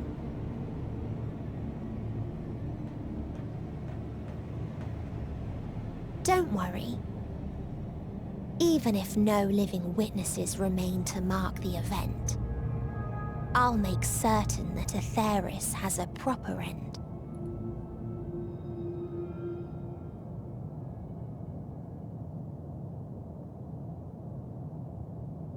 For all the power you wield, you're more fearful than the familiar you used to be. That Meteion feared simply to move forward. But your fear is such that you've given up on everything. I know it well. That sense of defeat. I've tasted my fair share of it. But as many times as we've fallen down, we've learned how to pick ourselves up and carry on. We take each other's hand, share in each other's courage, follow in each other's footsteps, and turn sorrow into strength. There are times when we fail. We bear wounds that do not heal. But these experiences are part of life, and they make us stronger.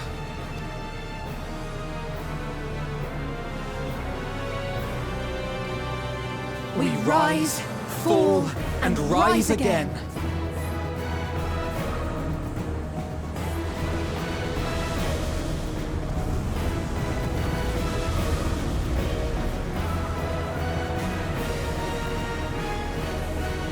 Don't worry about us. You must take the next step, and all the rest after that.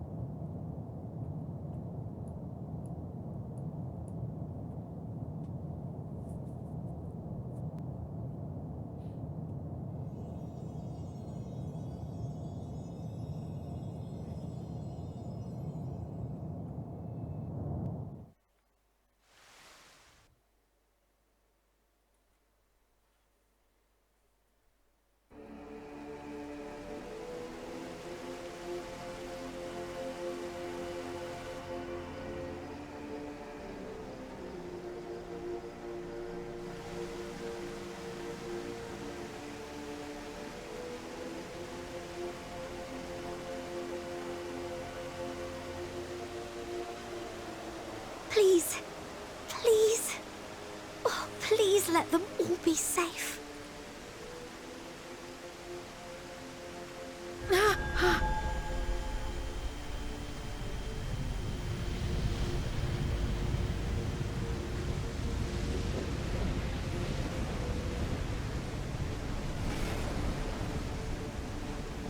Cryle? Are you all right?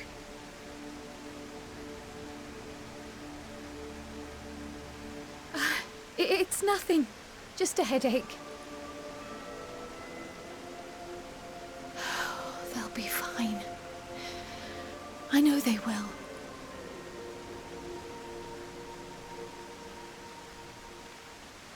Apologies for the interruption. A man arrived on the last ferry. An associate of the Scions. He wishes to speak with you at once.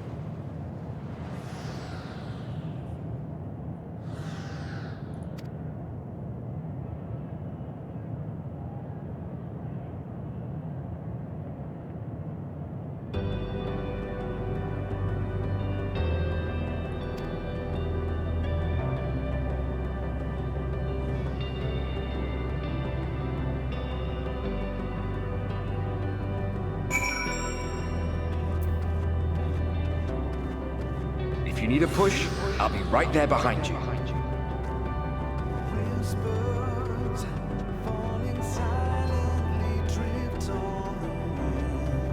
Do not despair. You are not without allies.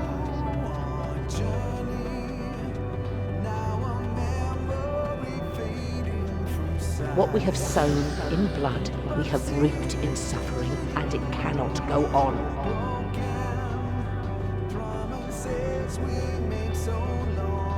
Upon the souls of they who have sacrificed themselves to pave the way for peace, we will never abandon our cause. While it is true that man succumbs all too often to anger and avarice, he may yet overcome his baser instincts through the forming of bonds with others.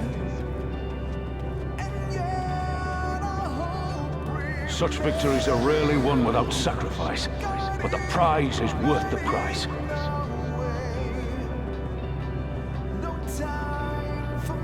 And we, for our part, are glad indeed to be able to welcome friends both old and new.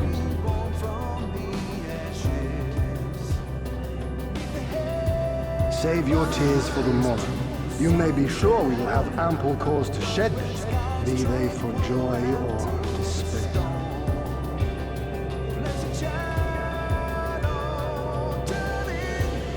From tragedy and sacrifice, we rise to greet a new dawn.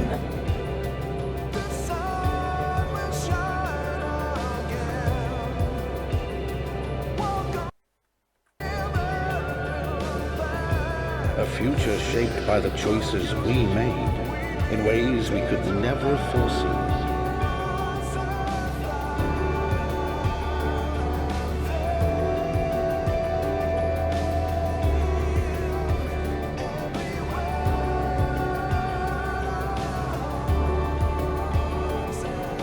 Yet miracles do happen, so let us pray and will our friends home.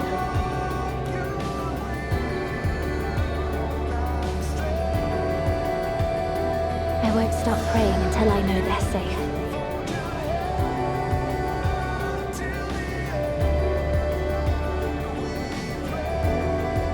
Strong art thou, mortal.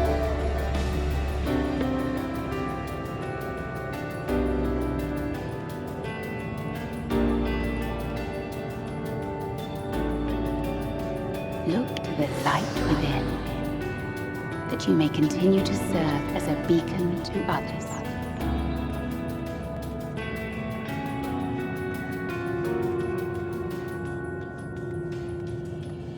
Let's finish this.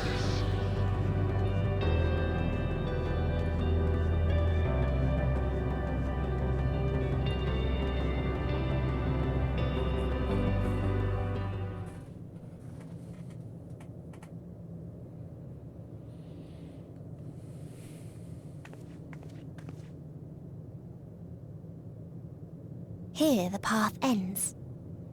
There is no way to reach our nest.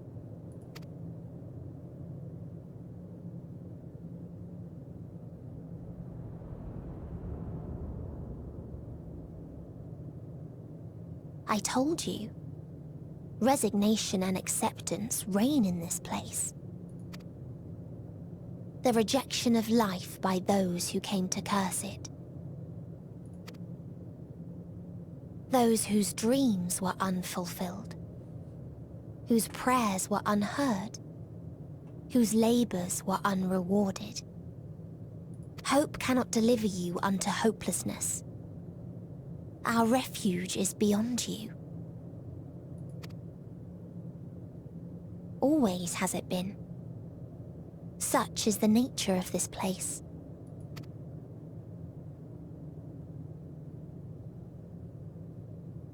You should have remained on Atheris.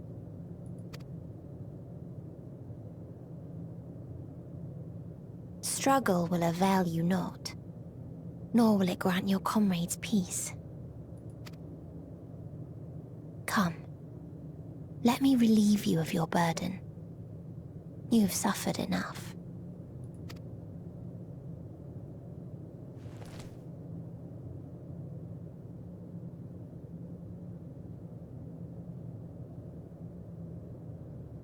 Asm's magic.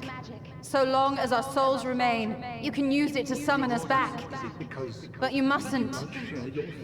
How do we make peace with... That's why it's too soon for this to end. There are so many people in the world. You must triumph. Drink of calamity, Drown in... Be safe, all of you, and come back. It was all worth I am ever grateful. I came to appreciate most about our stars is that there remains so much we do not know. After all these years, is this the answer I was hoping for? And I am glad... So long as we remember, our fates remain ours to shape. And Godspeed. Perhaps when our time comes to return to the star, we shall remember these few days we have lost. Do not squander it. The legacy I leave you.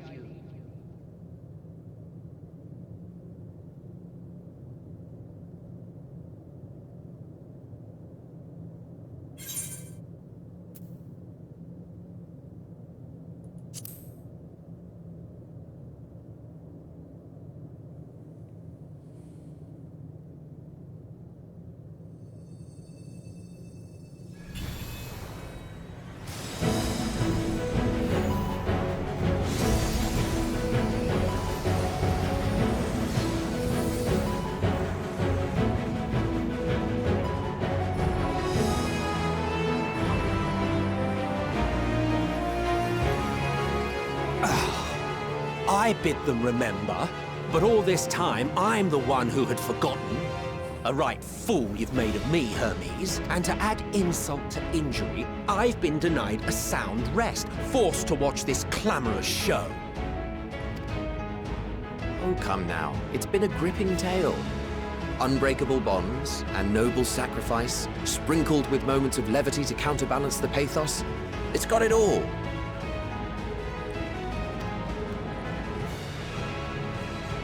I, for one, would have been perfectly content to watch enraptured from the stalls.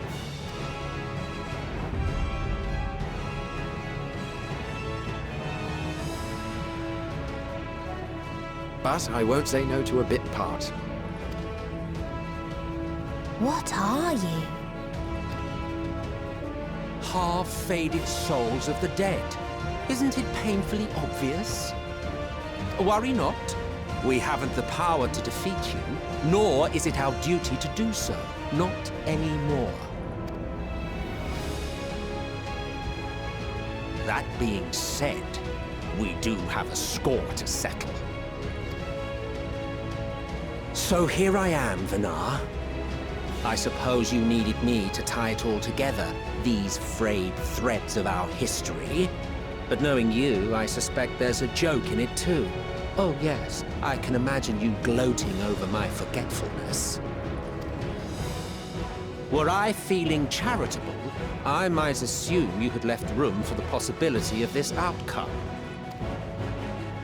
Even so, you'll get no applause from me. A single gesture will not lighten the burden I've had to bear. Still, you must be commended. Our methods would not have brought mankind this far. And so, as a show of respect to the last of us, I make this declaration.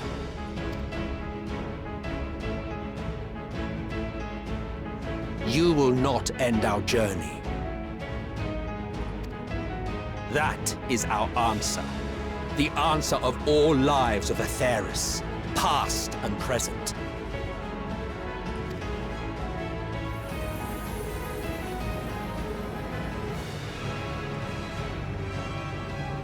As you've called us to the stage, so shall we perform.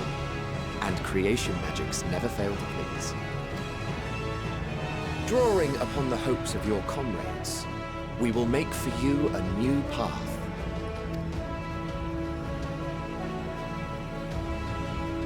What form said path takes depends on you.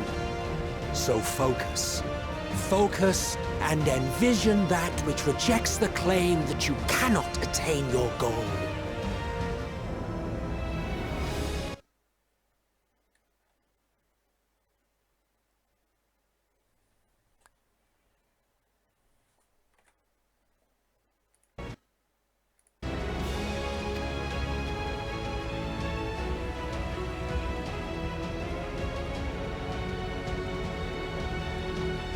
Ours is the wisdom to weave the fabric of reality.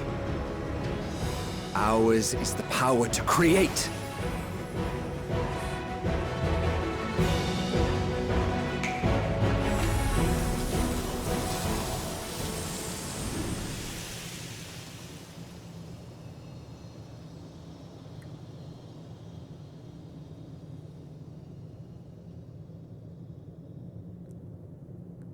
Meteion, though I gave you these wings to soar the heavens, I did not teach you how to walk the earth. So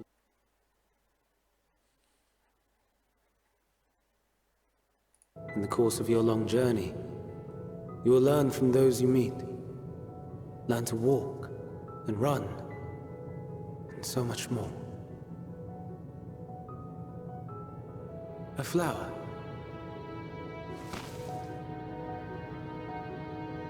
Yes. Upon your return, I will gift you a beautiful flower.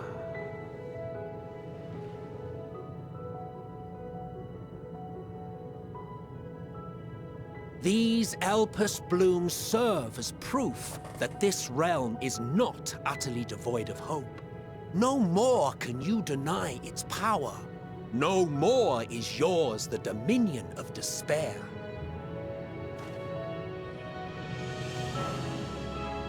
In case the practical implications were lost on you, your comrades no longer need fight their fight. So go on. Call them back to your side.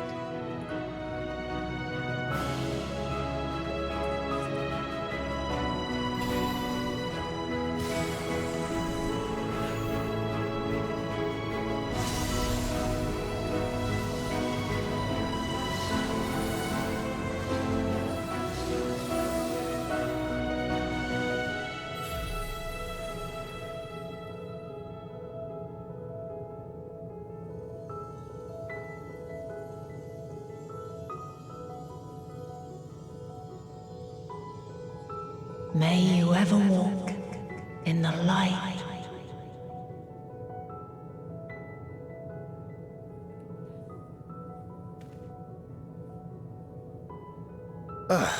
How disappointing. Not even a single scar in the making to brag about. You'll find a way regardless. Honestly, this is far more than any of us could have hoped for. Let us be thankful. Indeed. That we thus stand reunited is a gift. Let us not squander it, and see that we all return to Etheris. Aye. As soon as we've averted the final days. Good to see you again. Our heroic sacrifice paid off, I take it. Come, my friends. Let us carry on and finish it. Together.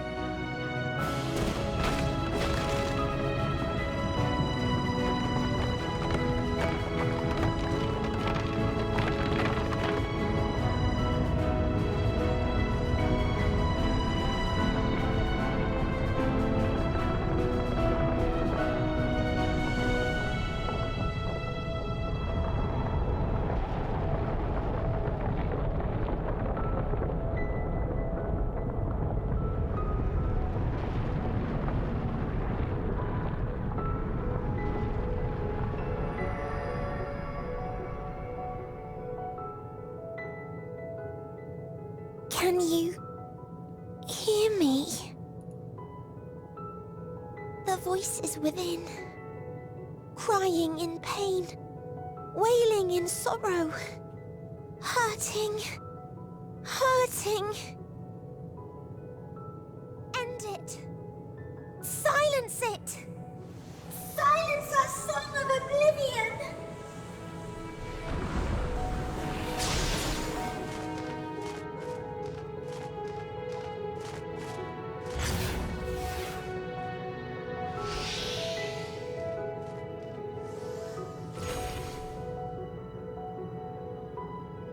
The way is open. They can proceed. So it seems.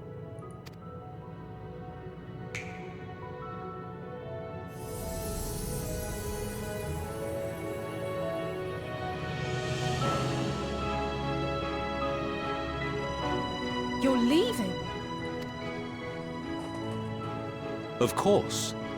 The encore is finished, and I will not suffer myself to live again by Heideling's magic. But more than that, the future you seek is not the past we loved. That is why we fought, and why I lost. But though you defeated me, my ideals are inviolate, invincible.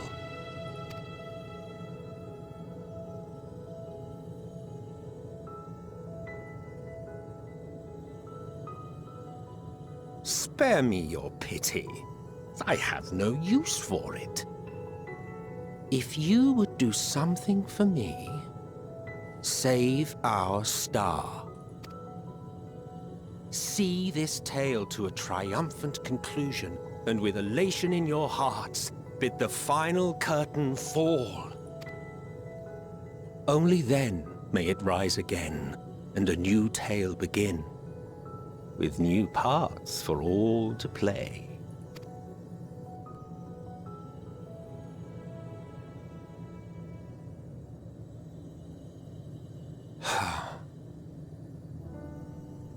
Tell me, have you been to the ruins beneath the waters of the Bounty? Or the treasure islands beyond the frozen waters of Blind Frost in Offert's north? The fabled golden cities of the New World. The sacred sites of the forgotten people of the South Sea Isles. What about Mericidia, the southern continent?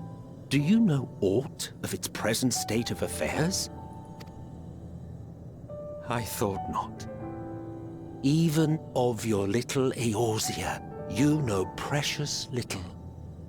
The true identities of the 12, for instance.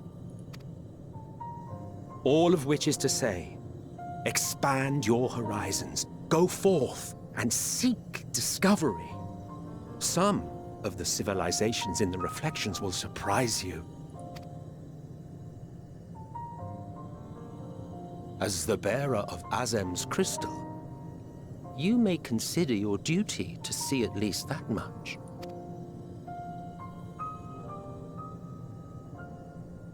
I certainly did.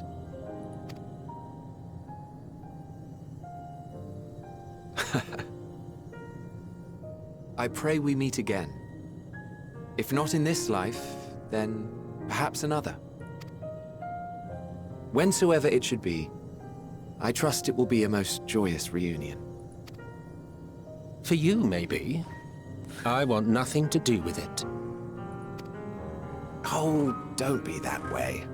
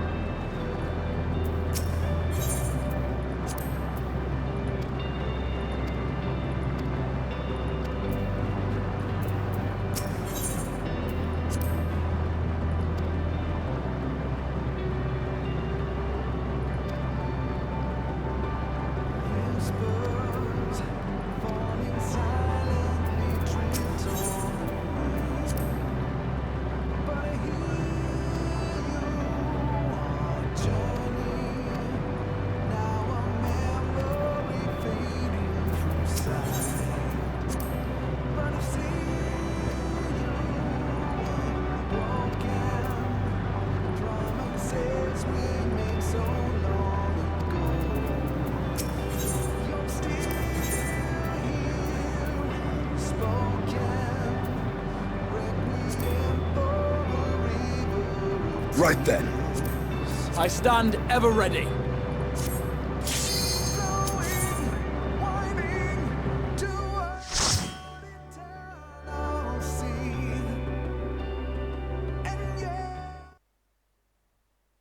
So you are finally here, in this place between death and rebirth, where life knows no dawn.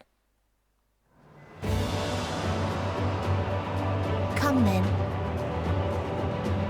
Follow me down into the darkest depths of despair.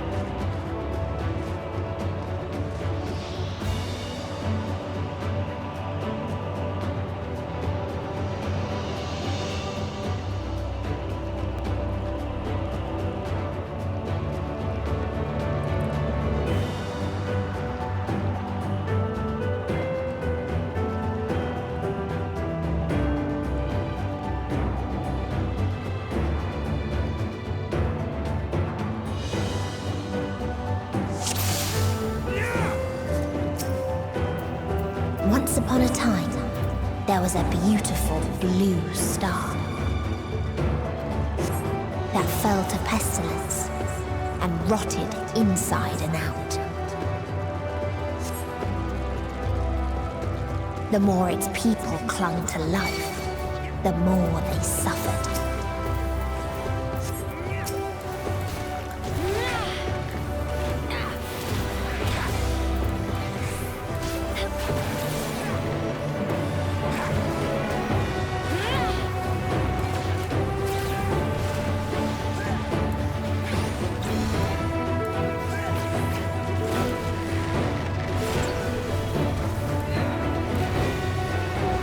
You underestimate me!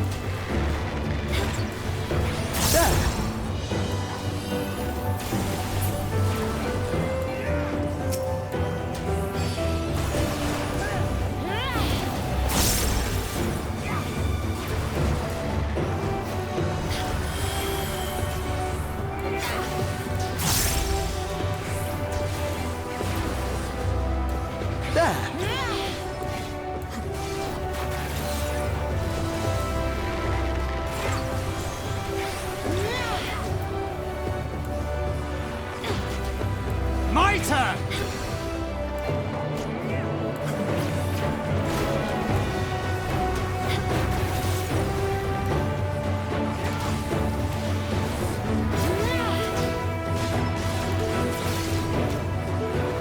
You're mine!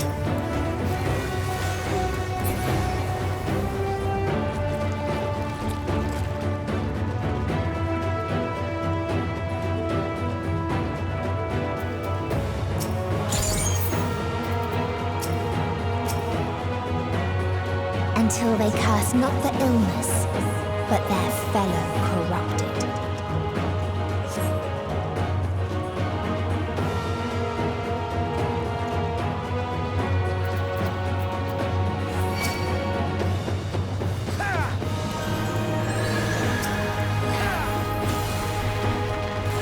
You're mine!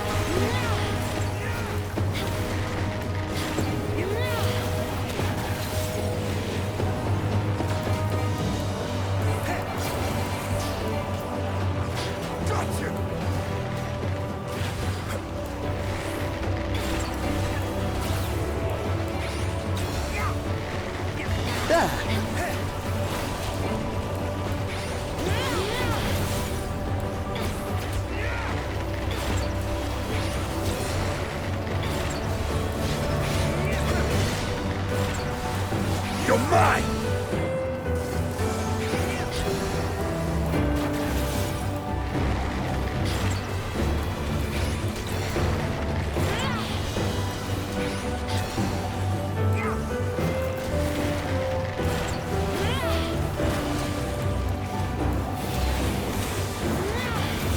You underestimate me!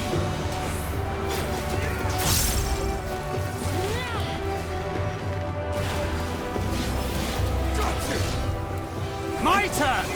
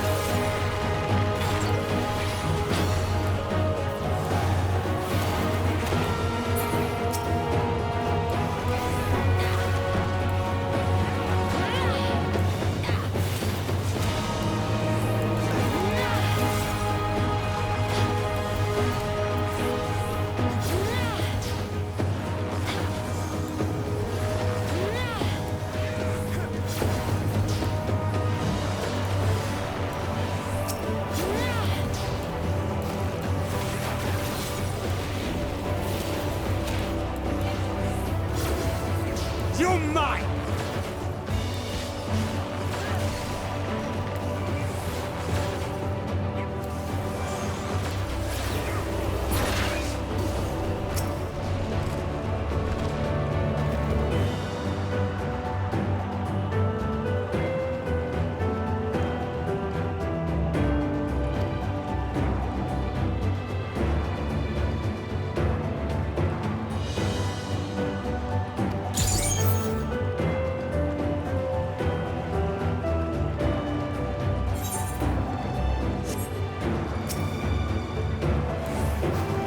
Those who lived and festered.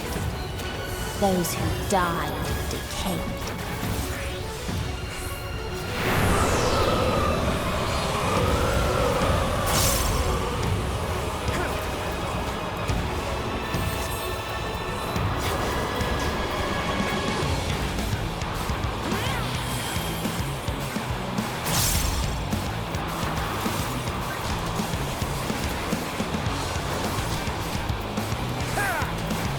Try and stop it!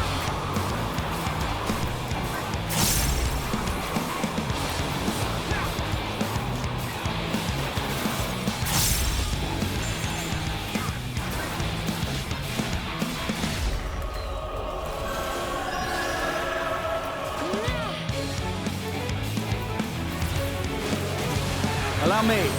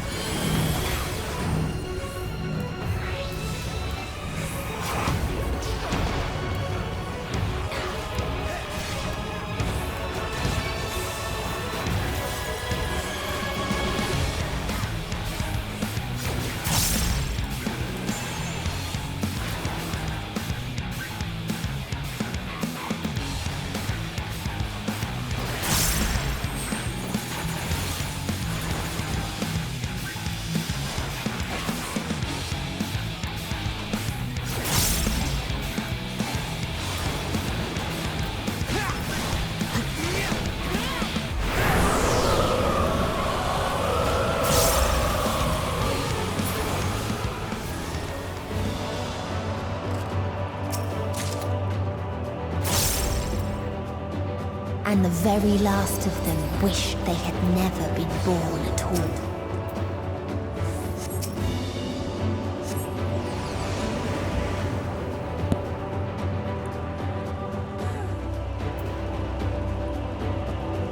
In a faraway place, a brilliant star eradicated disease. Before destroying the selfsame lives it had saved.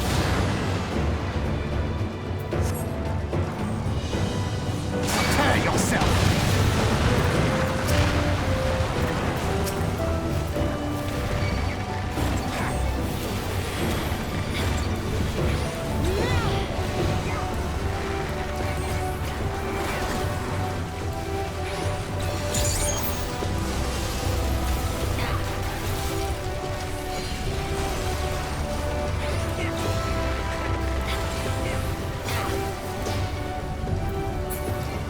My turn!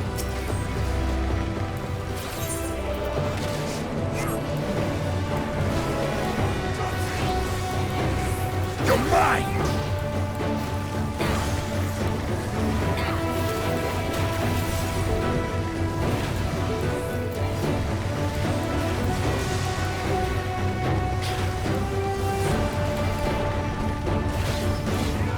There!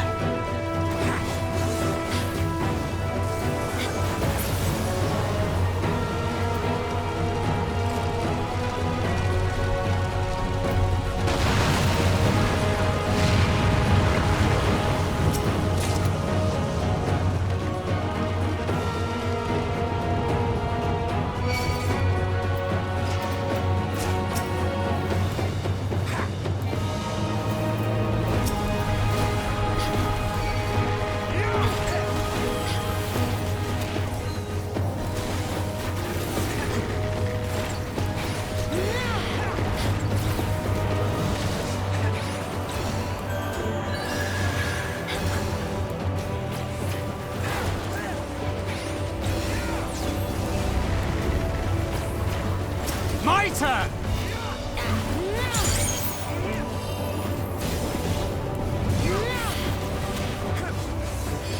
There!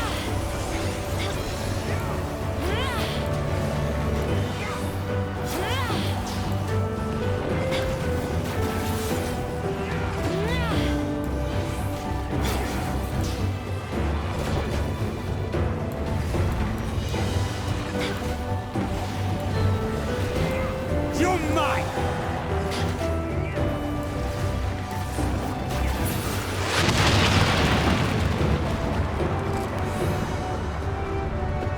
Its people sought ever greater freedoms no matter the cost.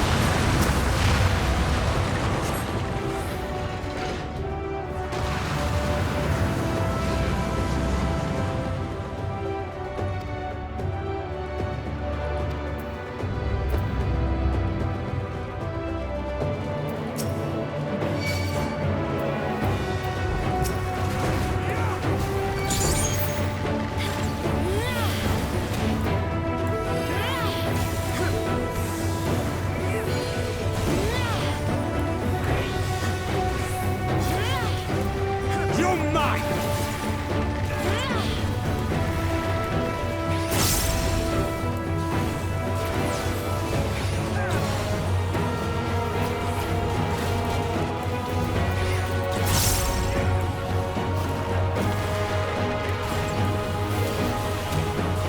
You're mine! There! You're mine!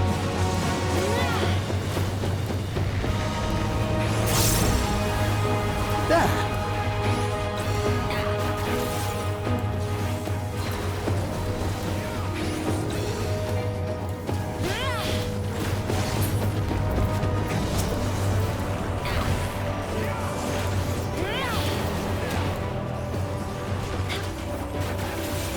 My turn! You're mine! Got you!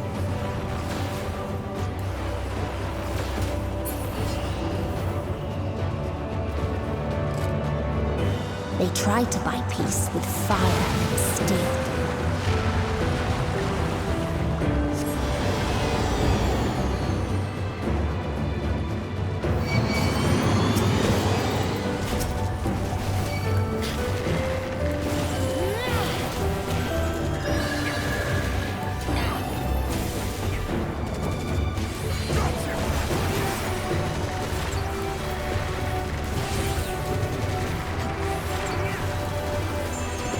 Around me.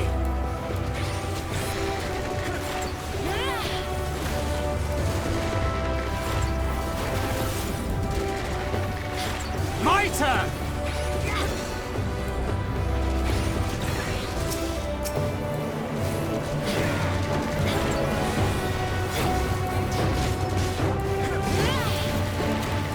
You're mine!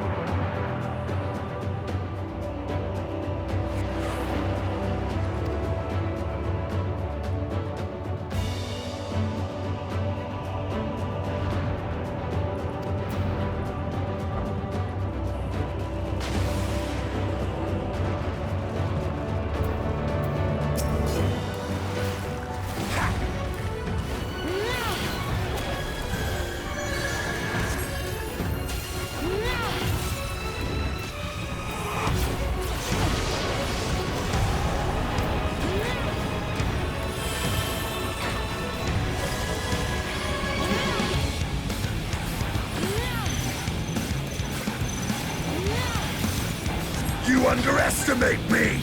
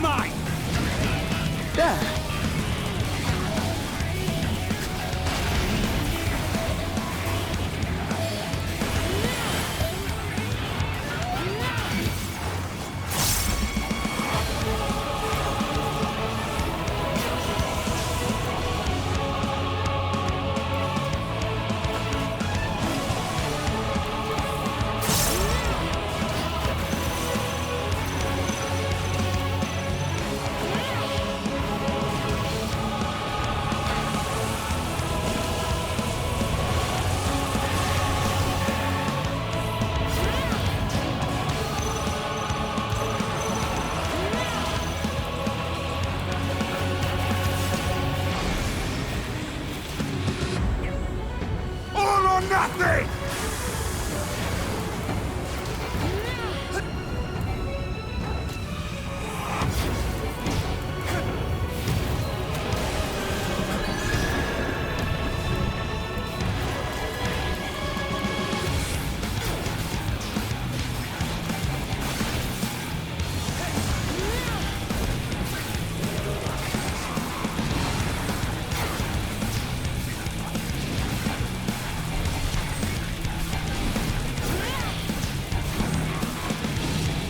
My turn!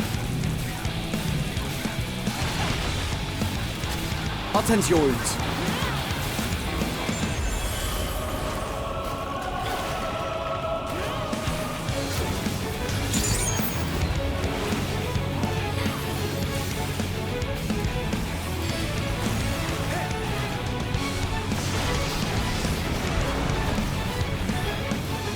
My turn!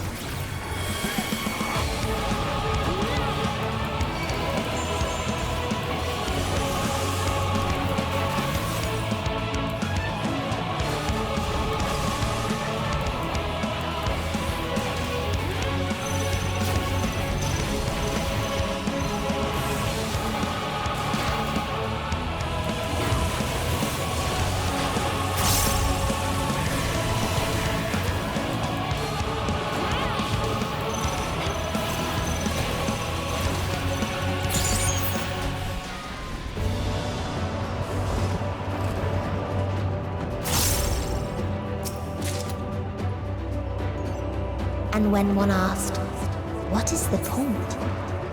there were none left to answer.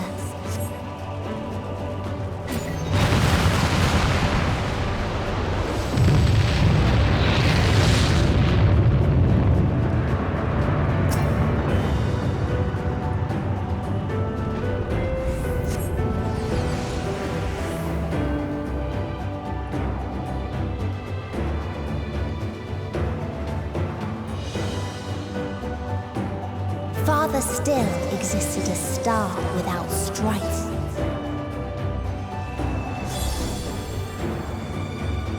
Where none remembered life's trials or its joys.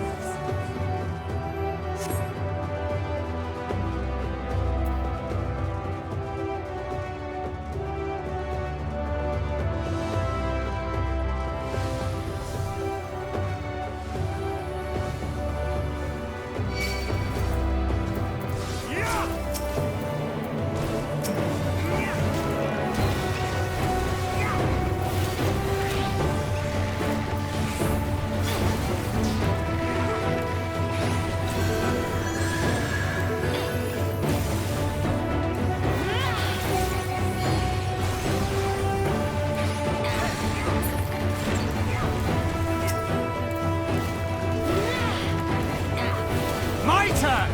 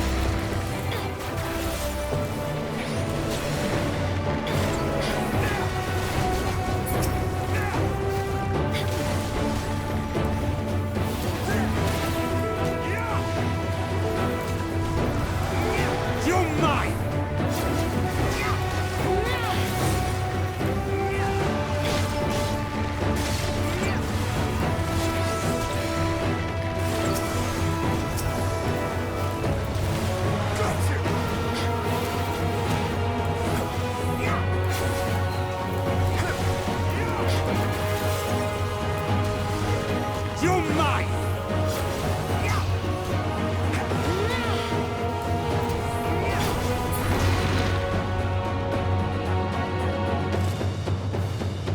What its people had gained from ease, they lost to apathy.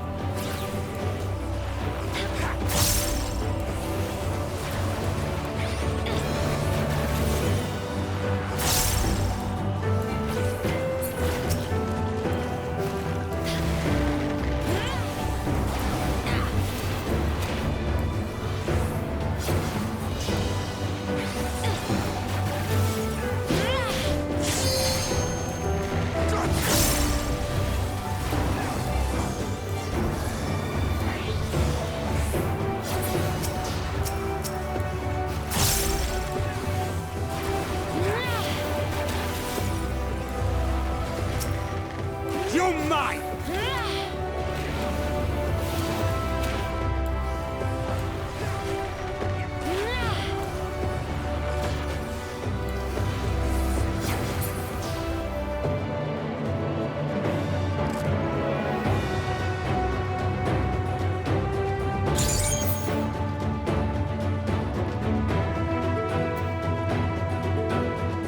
Prepare yourself!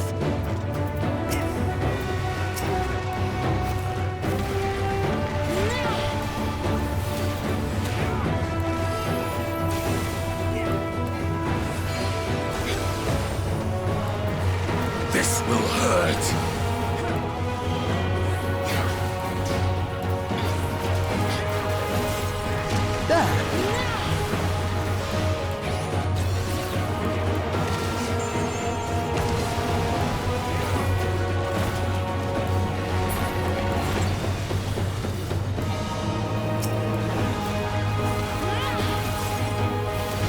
You're mine!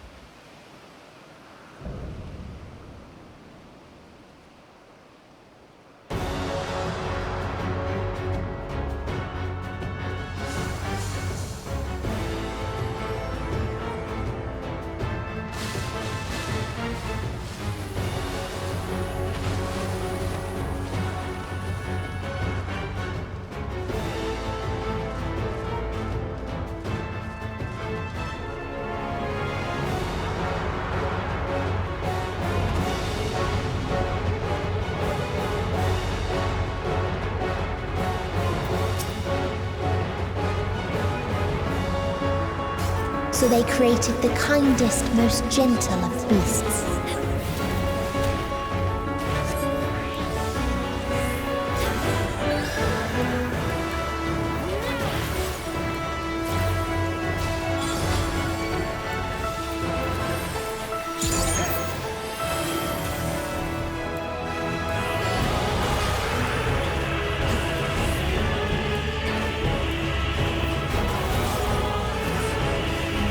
Its steps were light, and its gift was as painless as it was beautiful.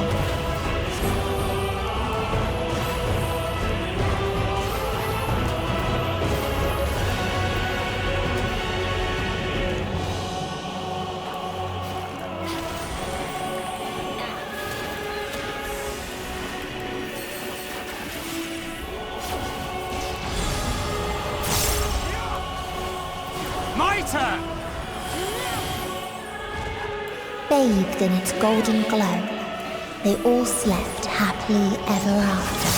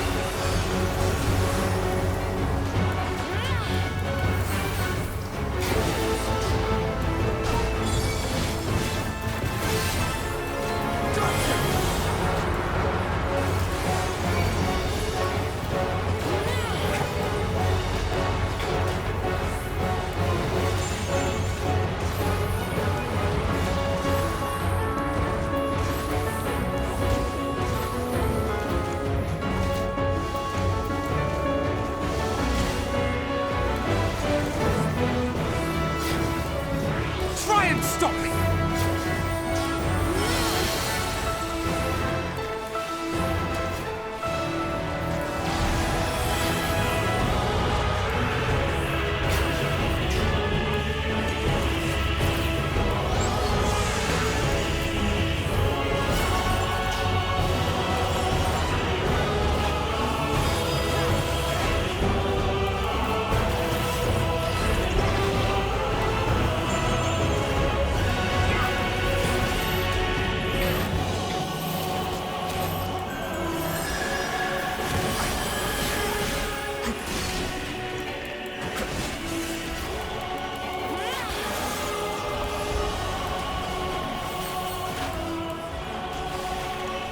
This will hurt.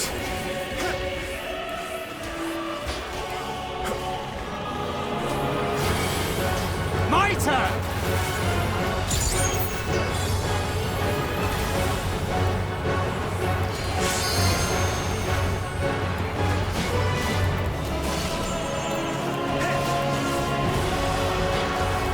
You're mine!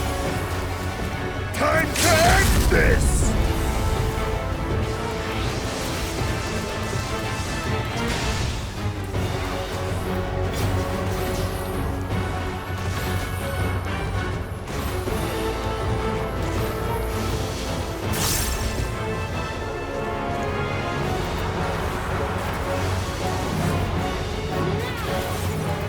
Try and stop me!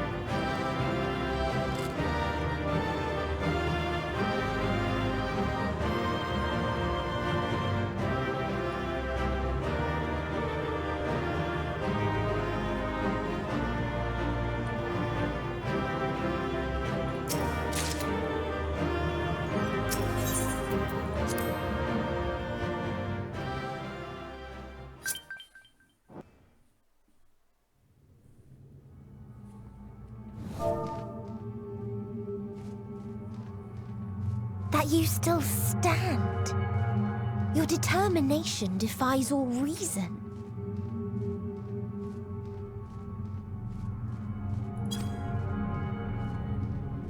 The souls within me writhe and recoil in your presence. What must I do? What pain must I visit upon you to make you surrender to despair? No one is unbreakable. What pains one may weather may bring another to tears. But therein lies our strength. For when we fall, our brothers and sisters are there to raise us up, again and again, without end. I see.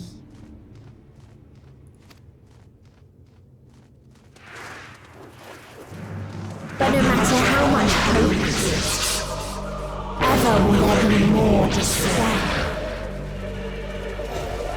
Ever will the living cast the present and lament the future. So shall sin until light ceases to be.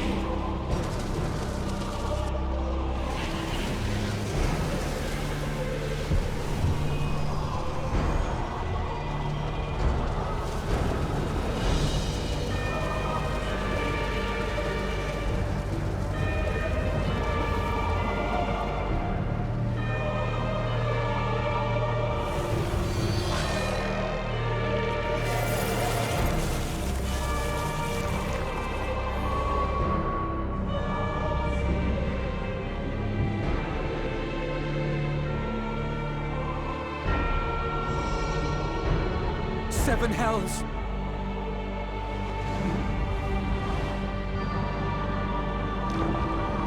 On your guard.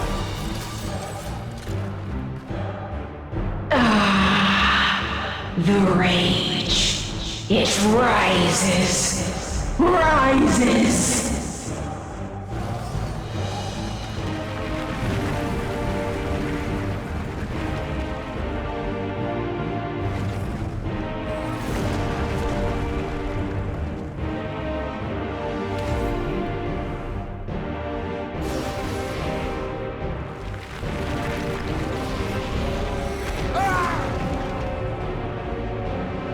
Stop! Calm yourself, please.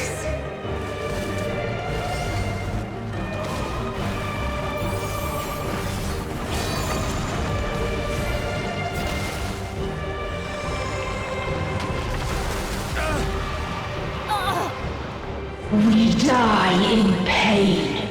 We die in suffering. Who are you to live? Who are you to hope?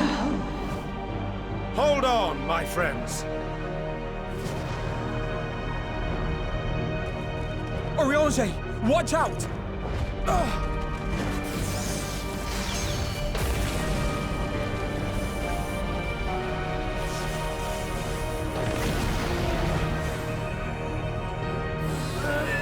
Alphino! We cannot comprehend. We cannot know.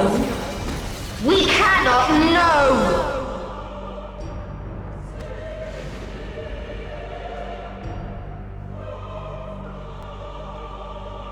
Don't, please! Don't do this to them! To yourself! Just one good strike.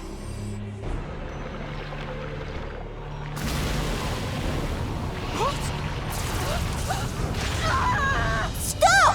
Please stop! We will not suffer alone. All will know our pain. No, you don't!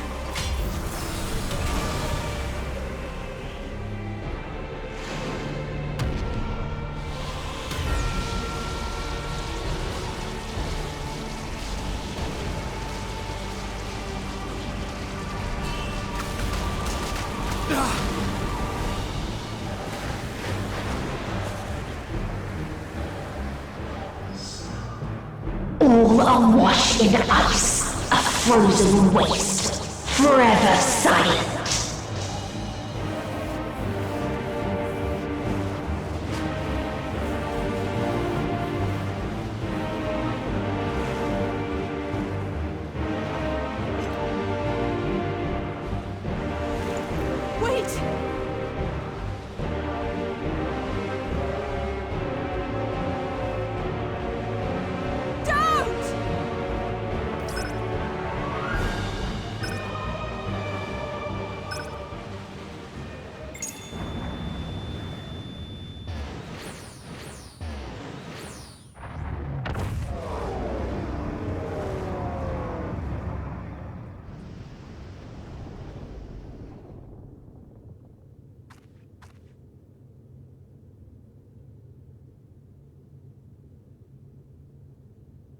You gifted them escape and rendered yourself powerless. Bereft of the synergy you claim is your strength, unless you need to call upon the dead once more.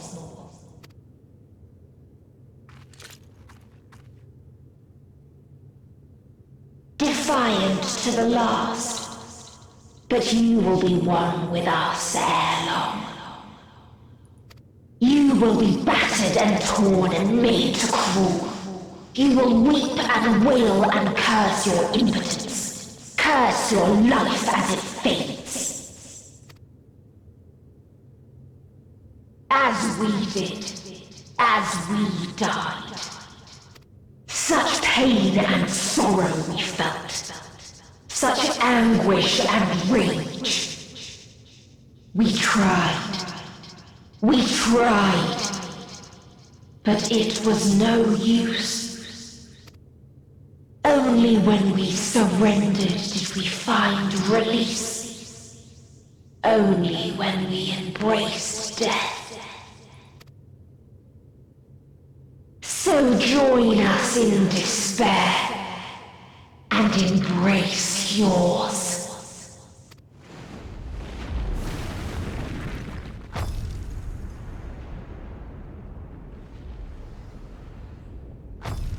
My ultimatum. What is happening?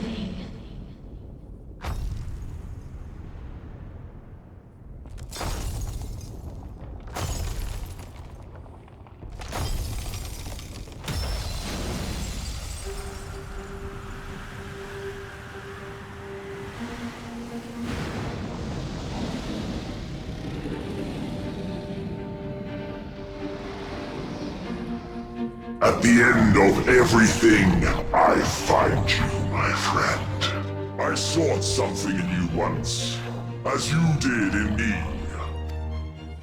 When at last I understood what it was, I journeyed to Sharlayan to seek you out.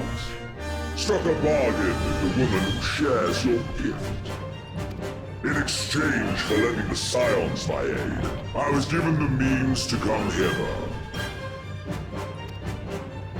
Gorging upon what remained of the Mother Crystal, I reclaimed the form of the dragon. And, hungry still for our reunion, I rode the light of the stars to you. I take it this is your prey.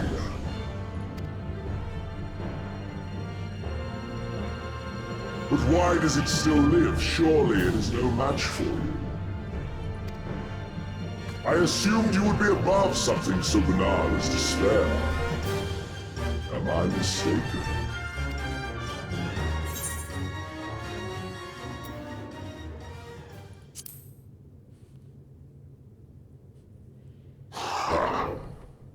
I care not. What I desire of you isn't succor. It is satisfaction. So come! Let us dispense with this distraction, you and I!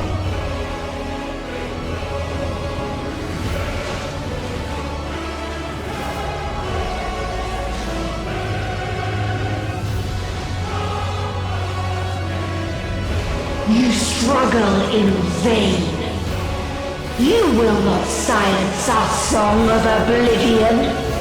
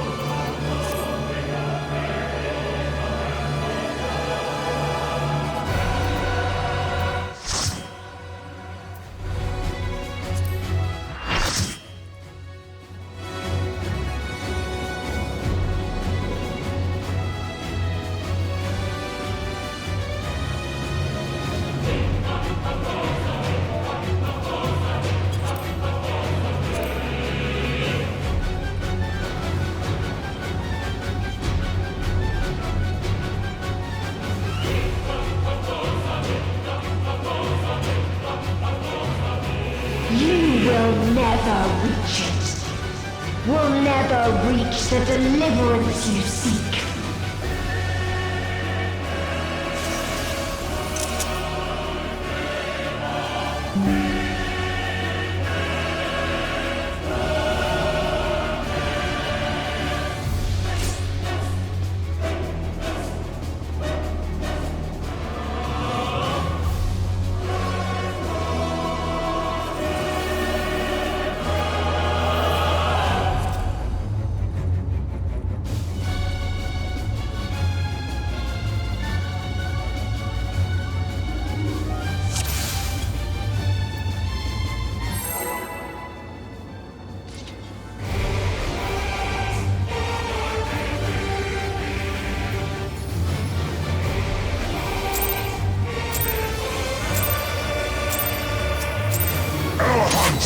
seize this day.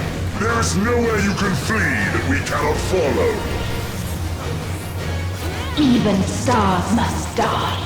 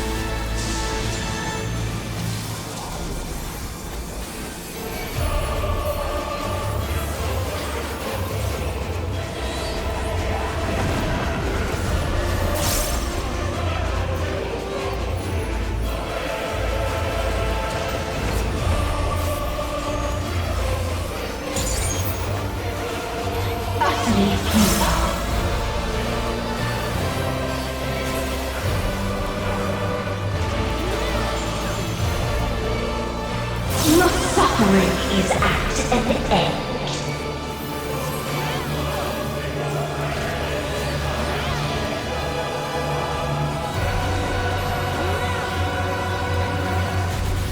This is a kindness.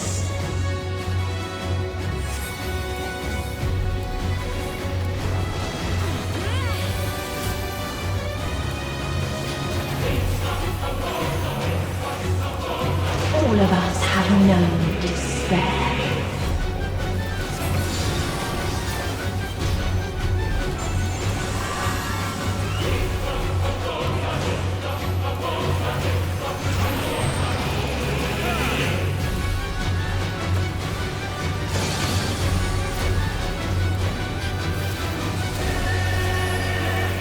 We have seen the end.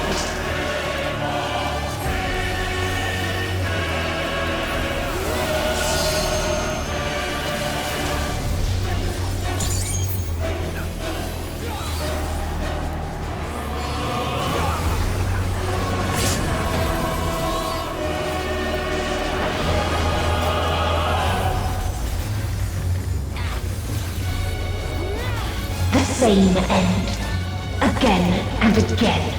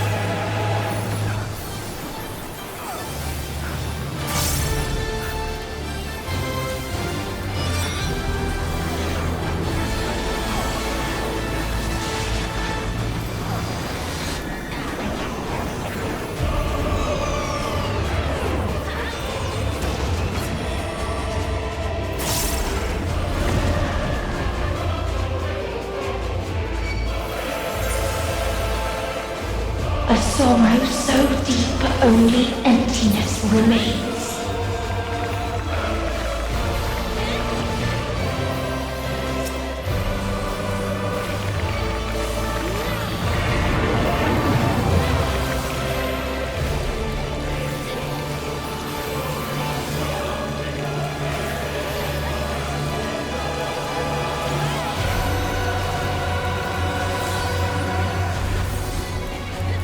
Tis so lonely between the stars.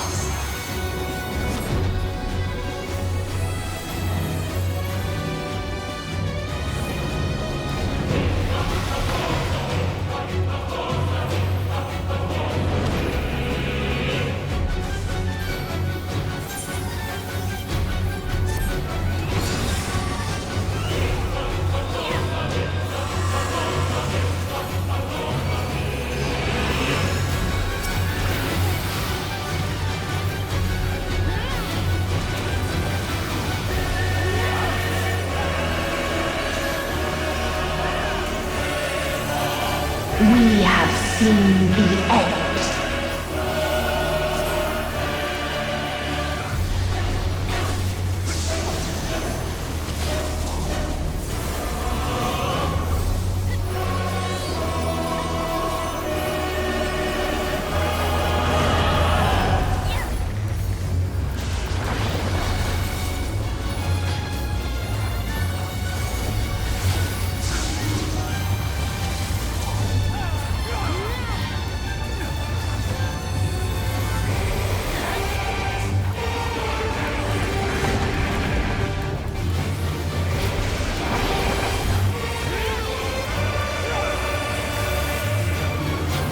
Same end. Again and again.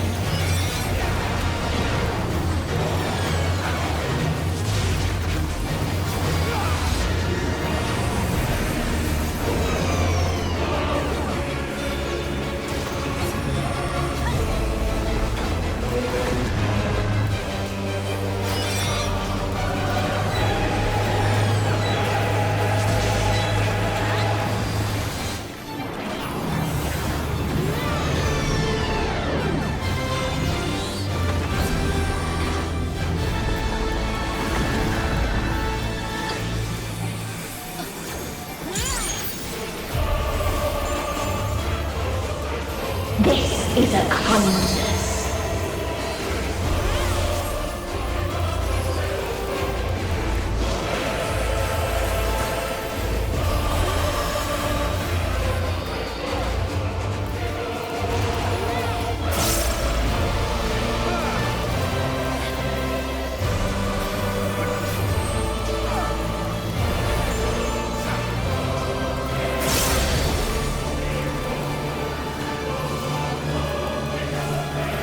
All of us have known despair.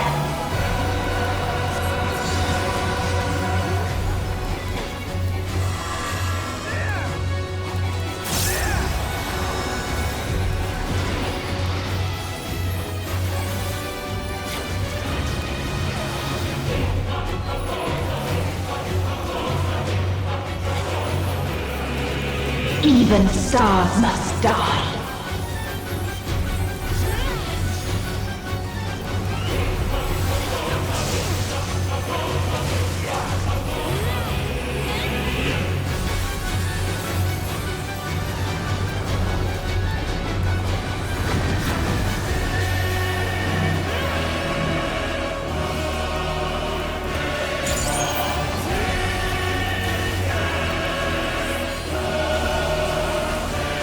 Tis so lonely between the stars.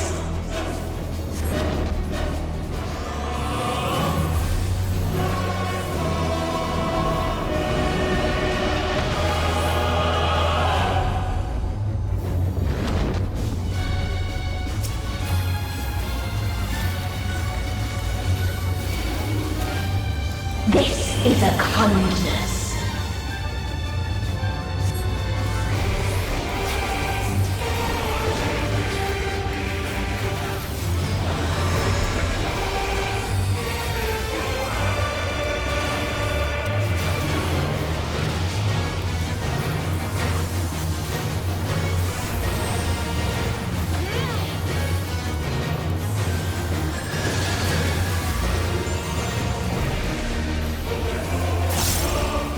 If there is no happiness in life,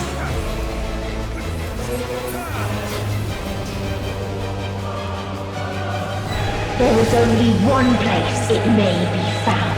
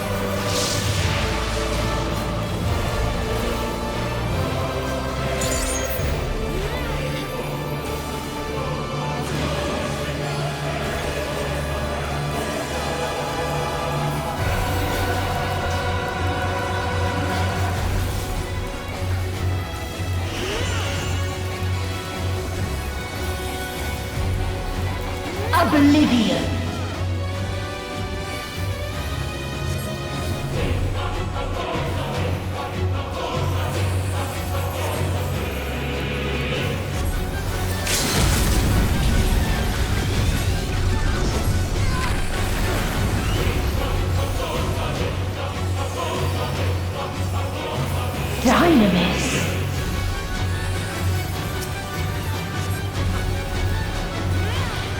No matter. You only delay the inevitable. This is fate.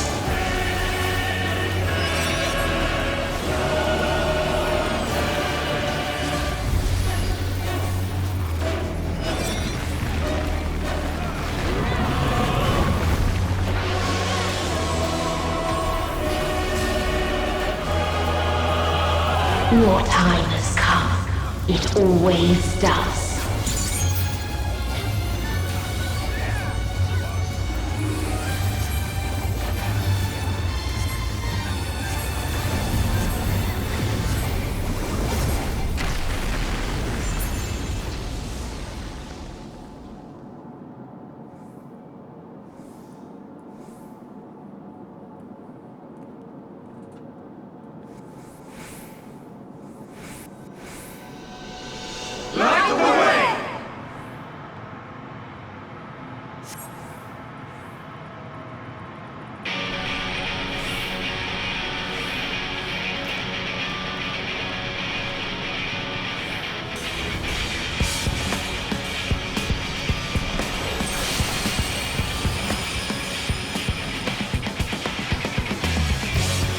What is this defiance?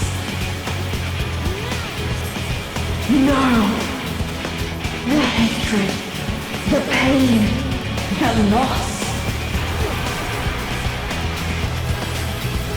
We cannot suffer it again.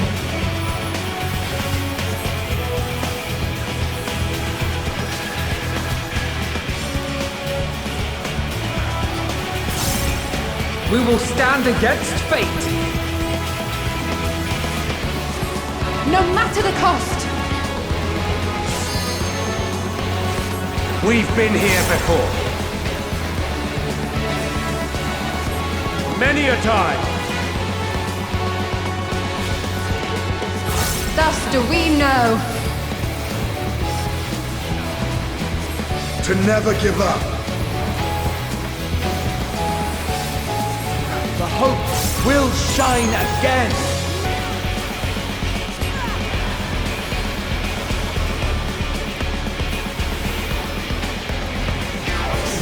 What we saw. What I saw.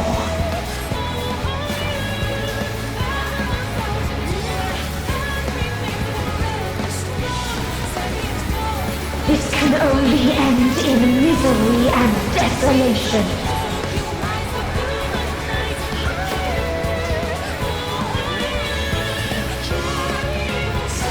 No life, no star, nor the universe itself.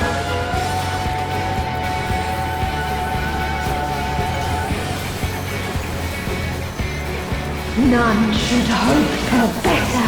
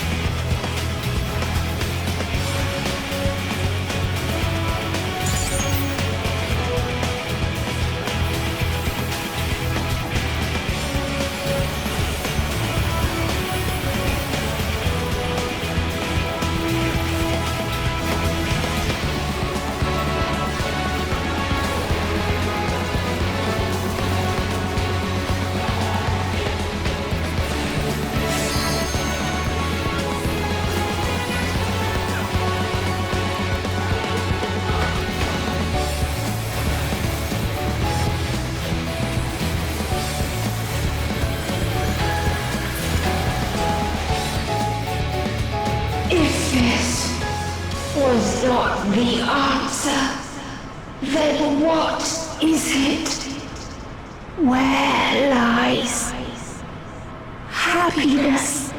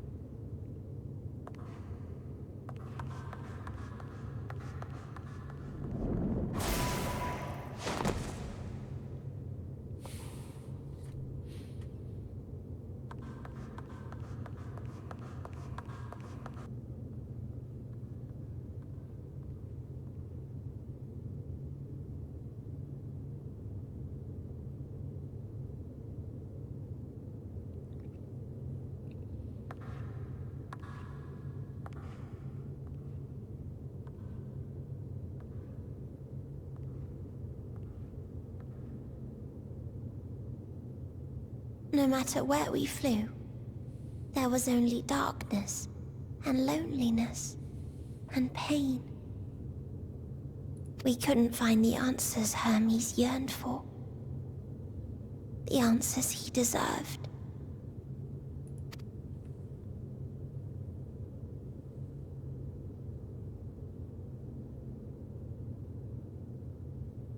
Greetings, you who are my final encounter. I wish to hear your words, share your feelings, know your thoughts.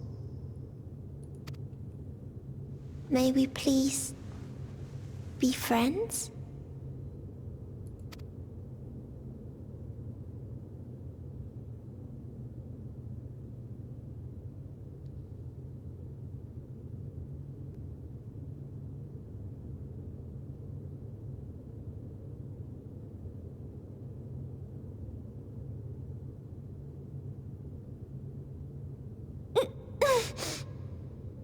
Yes, I can see them. The memories of a long, long journey. So many people. The thoughts of them overflowing in your heart.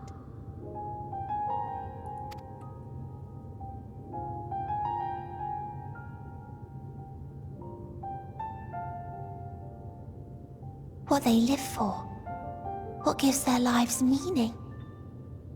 There was never a single answer.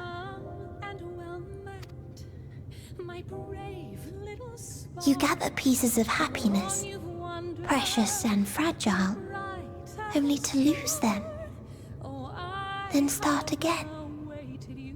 On and on it goes, until death takes you into its gentle embrace.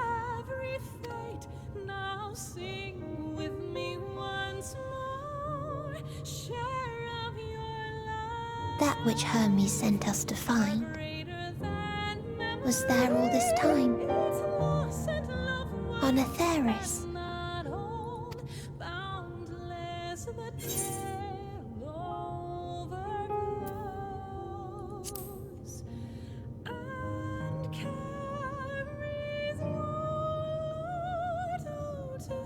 Like a field of flowers, perhaps.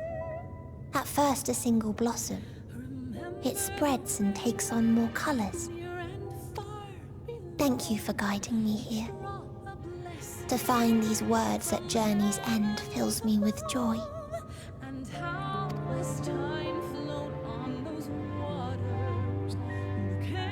And so, before I fall forever silent, there is one thing I must do. No expression of regret will undo what my sisters and I have done, or restore what we have stolen. But if you would allow it, I would sing one last song. A song of the newfound joy that swells in my heart. Of the beauty of light when it shines across a dark and starless sea.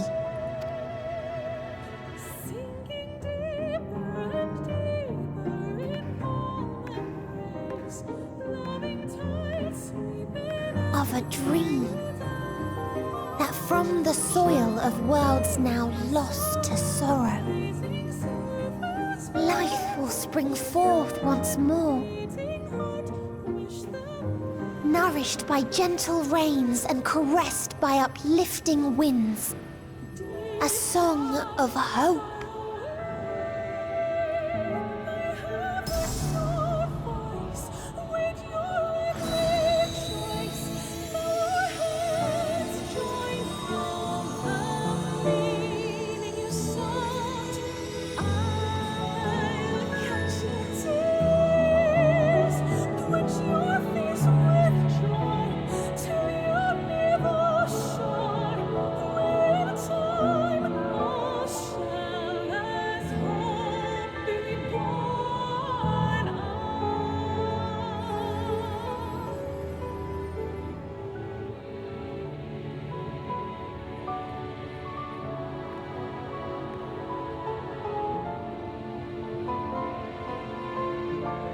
One day, life will fill the universe again, and Hermes will see this and smile.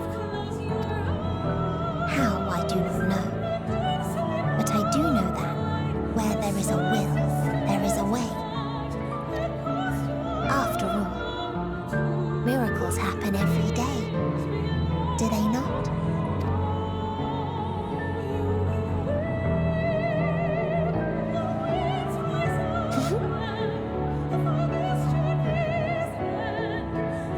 I will create a path back to your ship, where your dear friends await. Hold in your heart your desire to return to them, then follow my lead and walk forth. That hope will surely guide you true.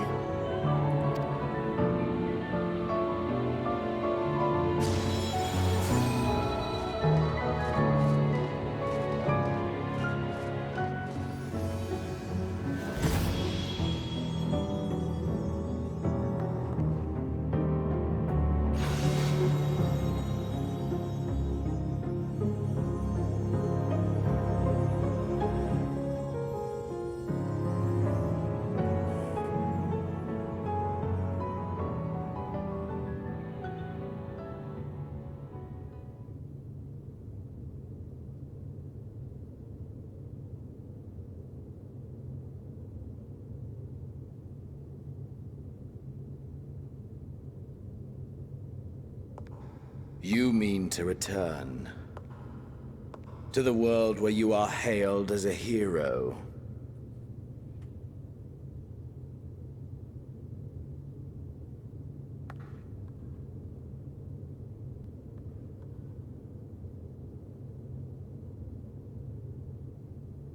Hear me then. Not as a hero, but as simply you. As I learned in Alamigo, you are a formidable foe. Stronger than any I have faced. Against you, I need bring my all to bear. I need burn through the candle of my life. This is the sole pleasure I know. And it is the sole pleasure I have to share.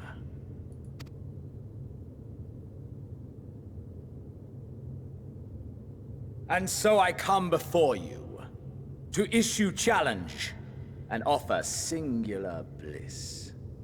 If you wish to walk away, I will not stop you.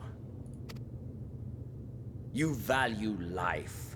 You do not burn yours save for reasons you deem worthy. Reasons such as those which brought you here.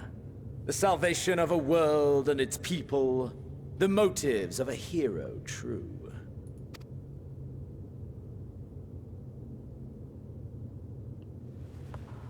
But there is more to you than that.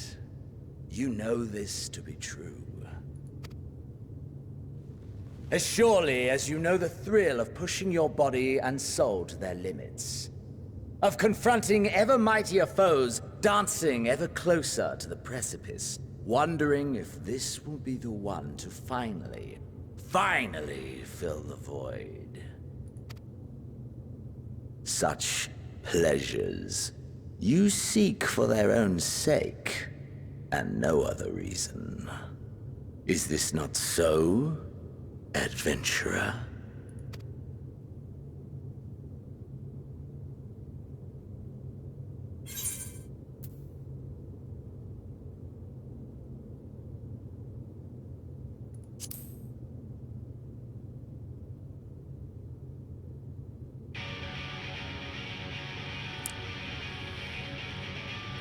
Ha! Acceptance! At long last! The conflagration of our clash will scorch even the stars!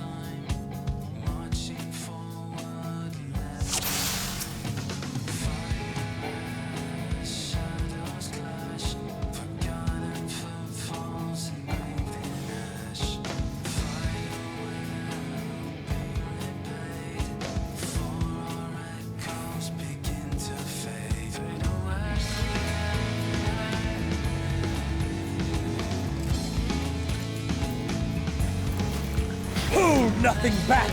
Push yourself to your limit and me to mine.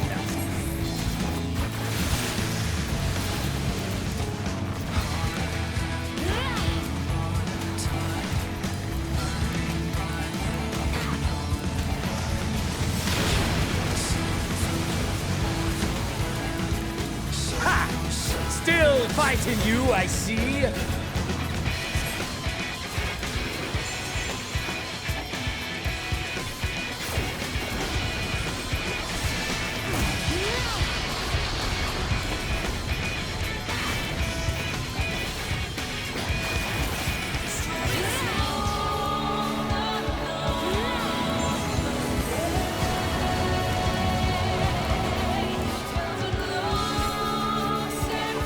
Show me your vaunted fortitude.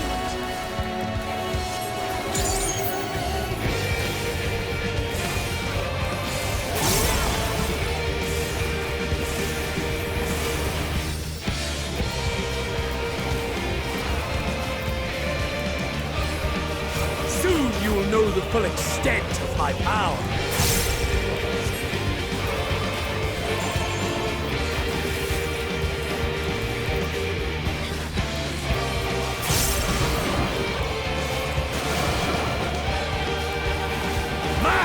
For the taking!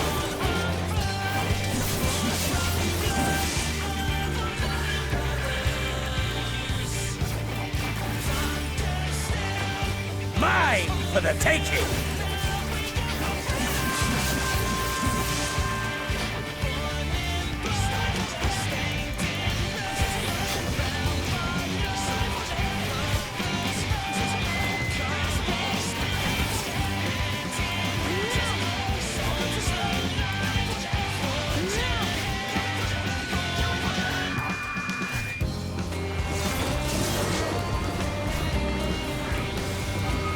Test of your reflexes!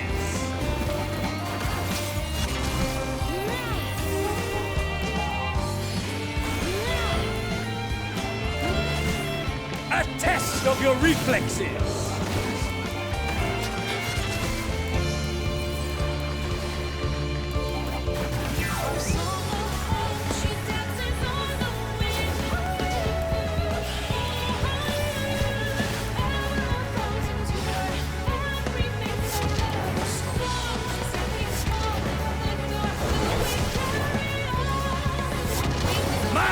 For the taking!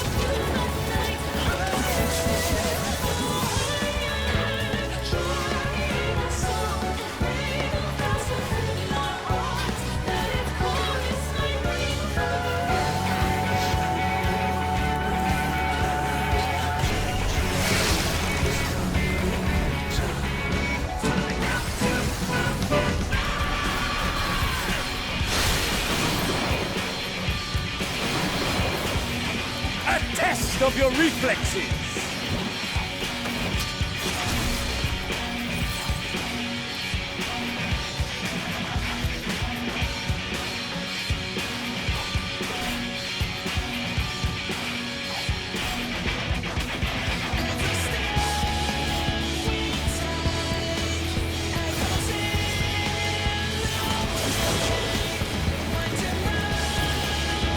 A test of your reflexes!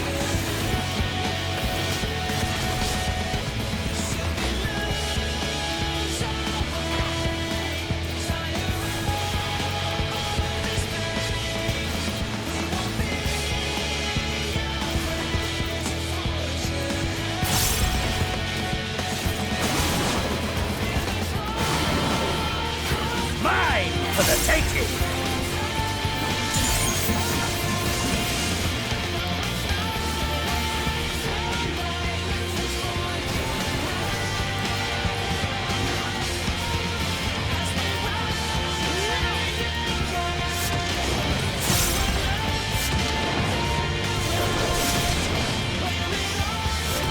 Mine for the taking!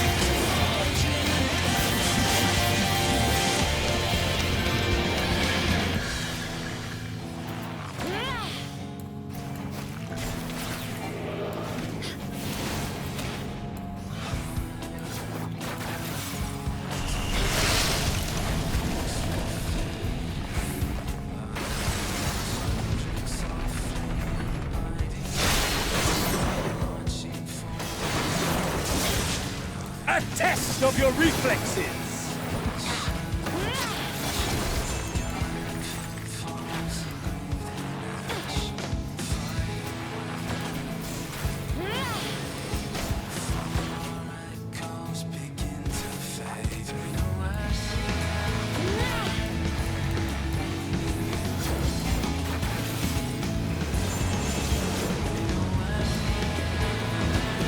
A test of your reflexes! Yeah.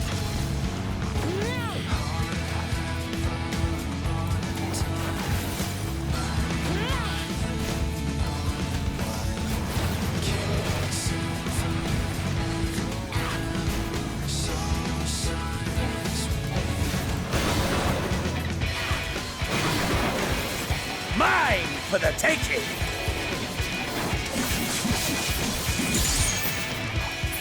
Ugh. Ah, my soul! How it burns!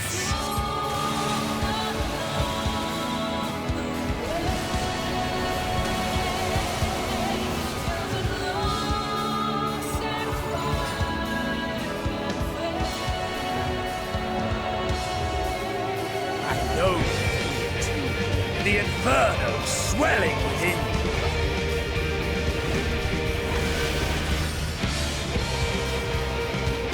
Come! Let all creation be consumed by our ravenous fervor! I have you! Ah!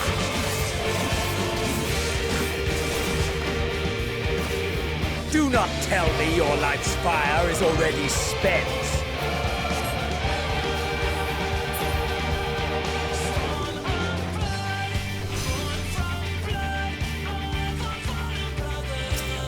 Yes! Yes! Rise once more! It mustn't end yet!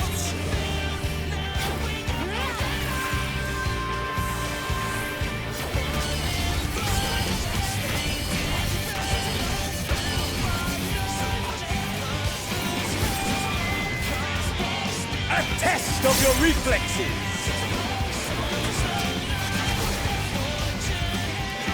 I have you!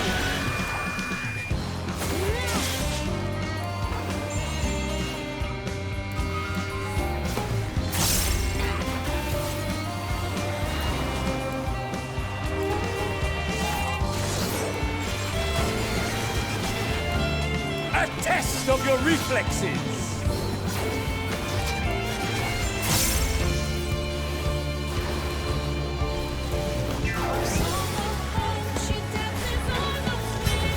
Show me your vaunted fortitude!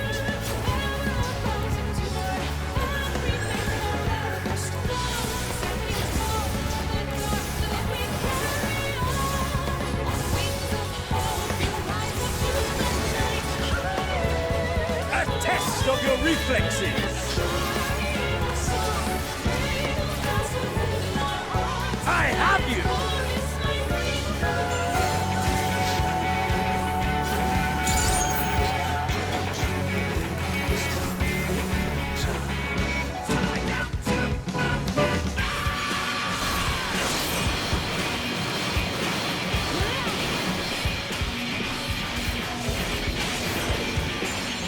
Mine for the taking!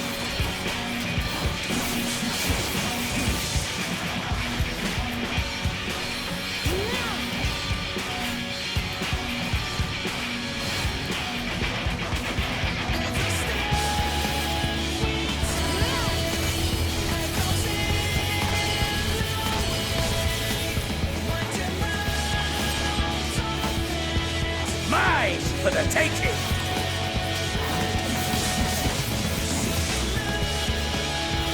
I have you!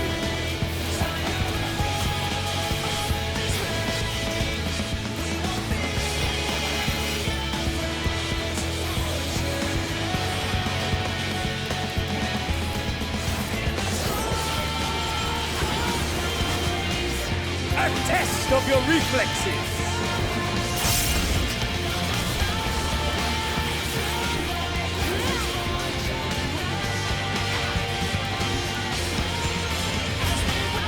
Show me your vaunted fortitude!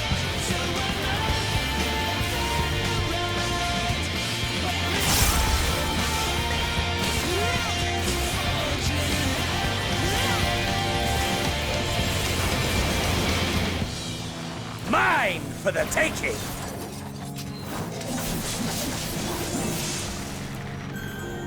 I have you! Ah! No, not yet. Not until the last of me is spent. There! Now fall!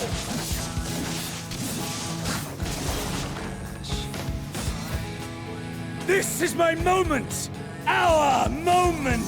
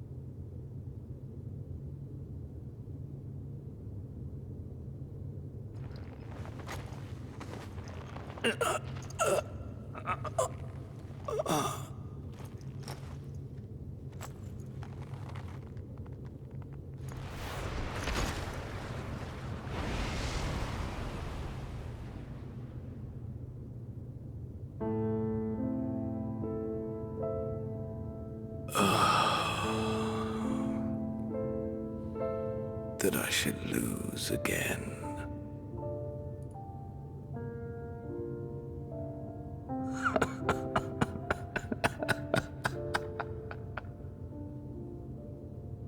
How disappointing.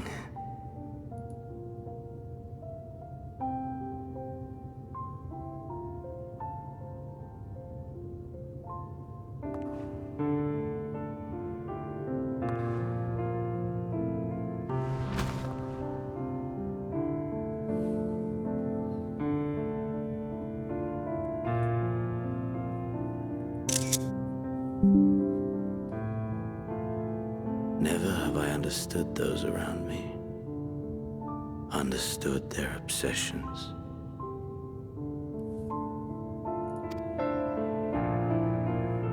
Besieged by their banality, the world is a mire of tedium and trivialities. But in these fleeting moments, there is a spark. Blinding, brilliant, gone too soon.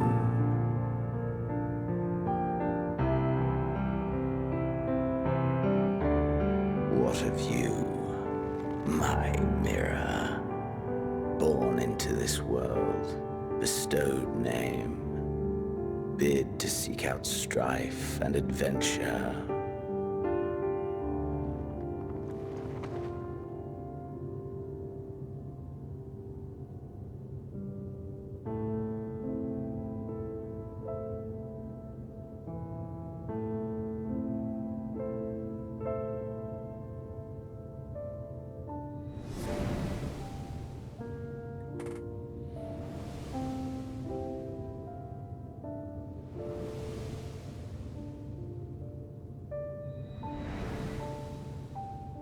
Was this life a gift or a burden.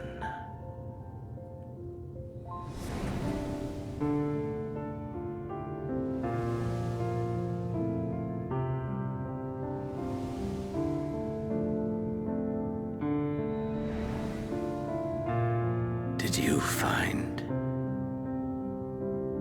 fulfillment?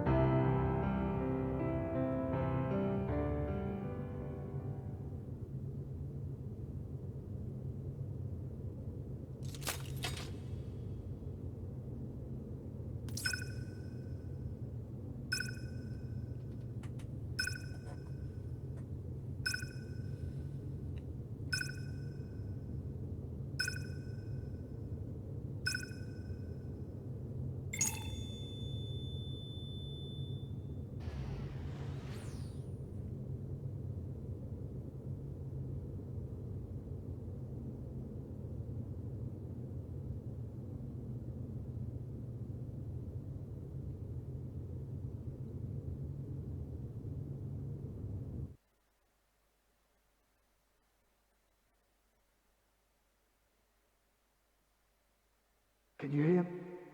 Safe. Must tend to. Open your. Please. Someone, and. Please.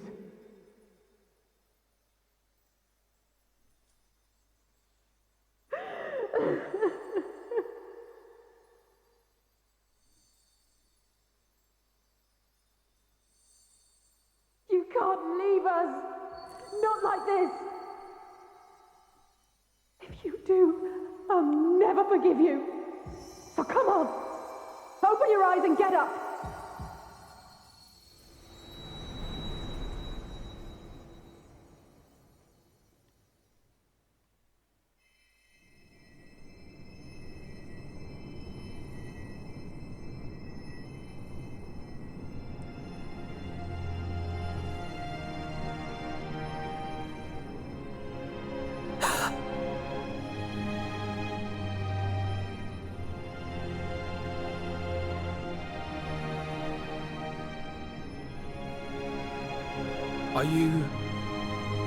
Are you with us?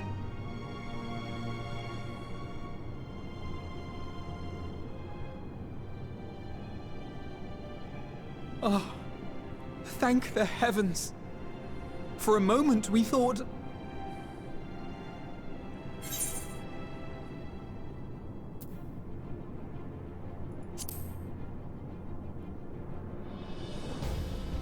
Yes, you're alive. You're alive.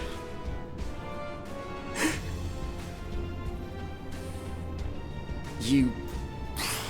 How can you keep your promise if you're not here?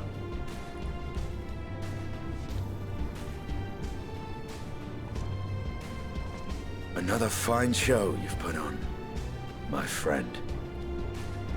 A fine show indeed. What were you thinking? Fighting alone?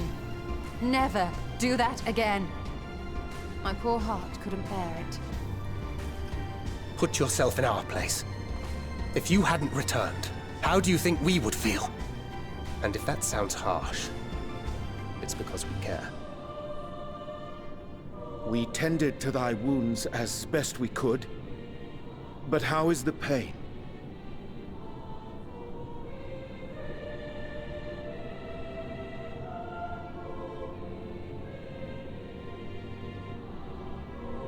That is gladdening. Grievous as thine injuries were, however, I would counsel repose for a time. Gladdening!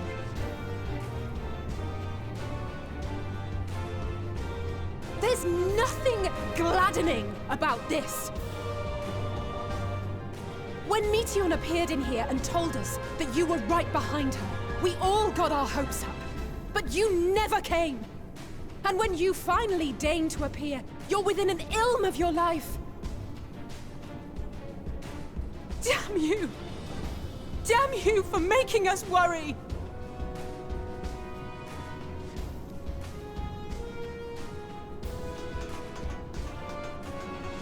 Oh, those were cries of celebration! Anyway, well, the important thing is that you're all alive and in reasonably good health, and we mean to get you back that way.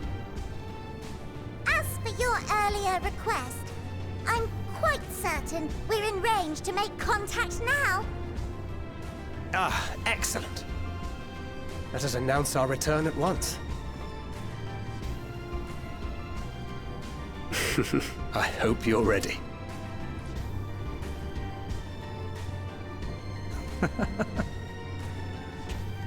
While you were unconscious, we set out from Ultima Thule, you see. Can you stand? If so, you may wish to see what's outside.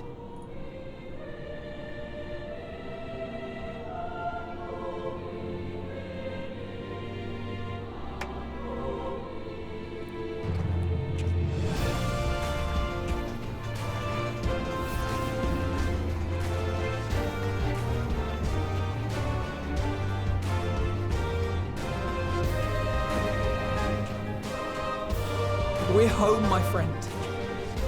We're home.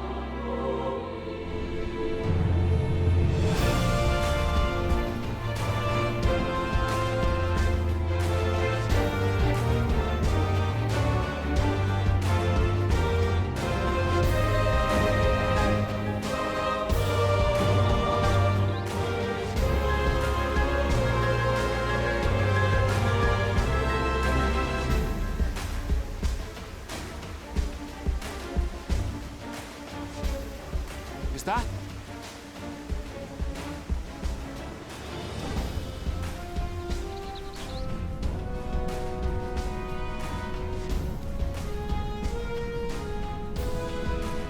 It is! It's the Ragnarok! They're back!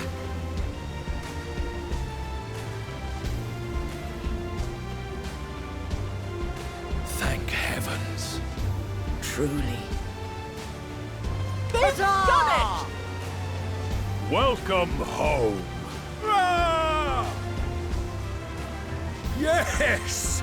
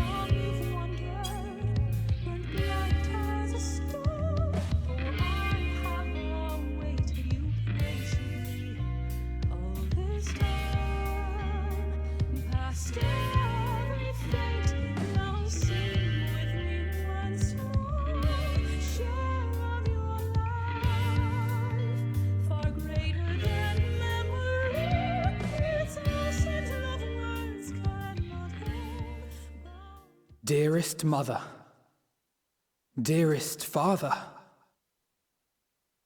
this letter will be the very last that I write to you from the Rising Stones.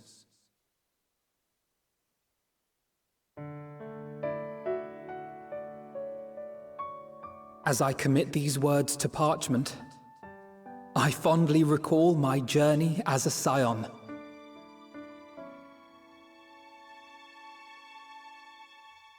From the time I first walked into the Order's former halls, to the time I set forth to forestall the final days.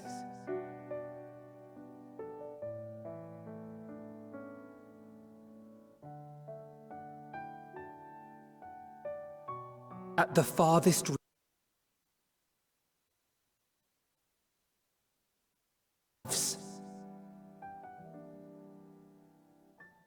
fought against despair itself, a veritable maelstrom of it fed by the resignation that dwelled in the hearts of beings not so unlike ourselves.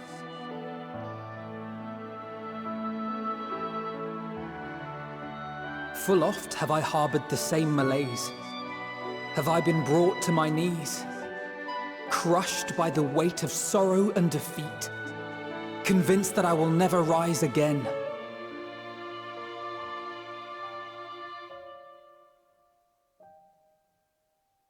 However,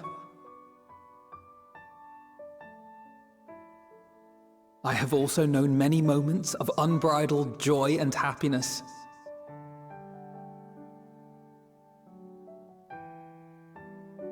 By this truth do I find hope within, blooming resplendent, like the Elpis flower.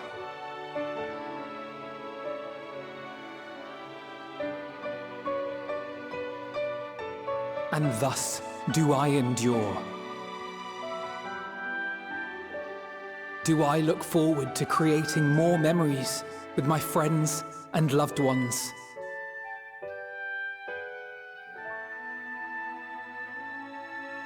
For from these fertile seeds, yet more hope shall spring forth. And they will grow to become shining lights that illuminate the dark.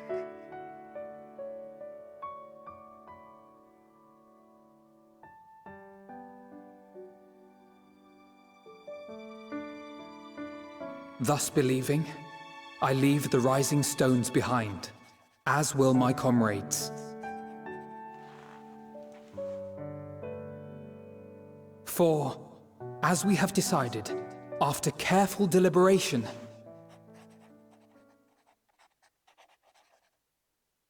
we are disbanding the Scions of the Seventh Dawn.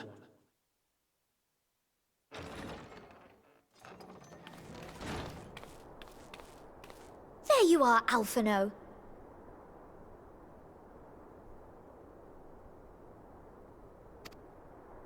Everyone is already gathered in the foyer. My apologies. I'll be right there.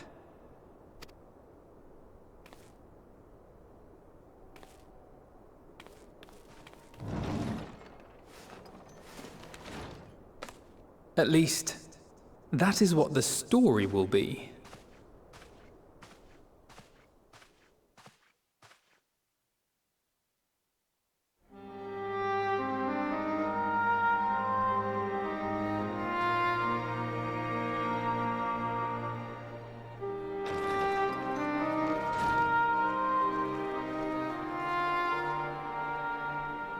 Sorry to keep you all waiting.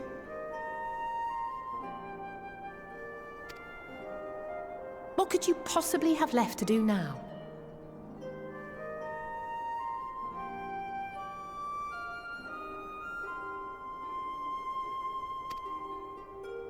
Oh, just a letter.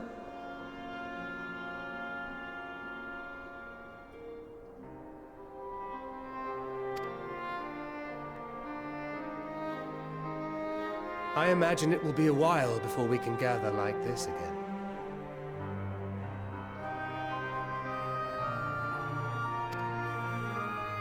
So it must be, if we're to keep up appearances.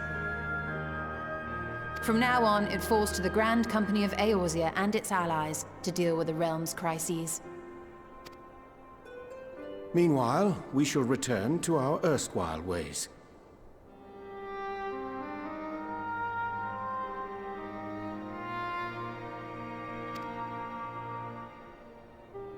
Retreating from plain sight to take our place in the shadows once more.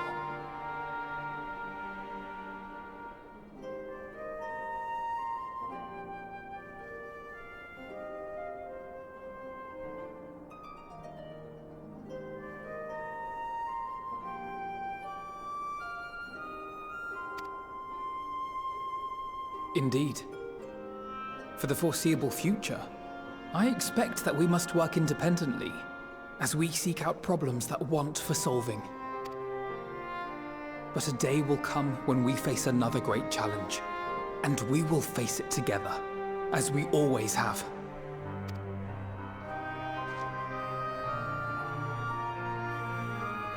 As much as I look forward to that day, I do hope it doesn't come anytime soon.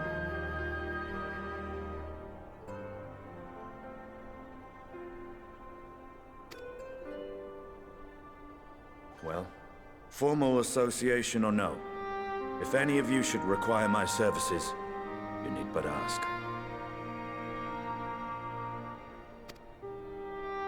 I'll be glad to keep my lance arm honed. I'll hold you to that. So you had better keep your link pearl on hand.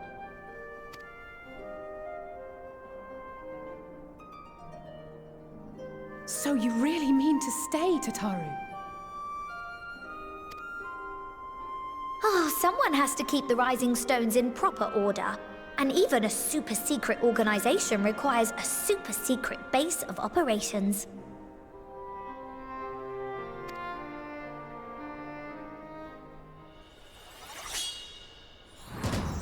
To the rest of the world, it will be naught more than a workshop for Eorzea's foremost up-and-coming artisan. If you thought our coffers were full to bursting before, just wait till I can devote myself wholly to the crafts.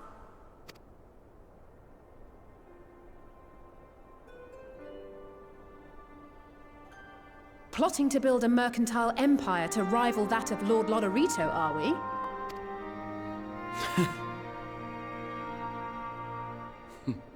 I, for one, look forward to your future successes, Tataru.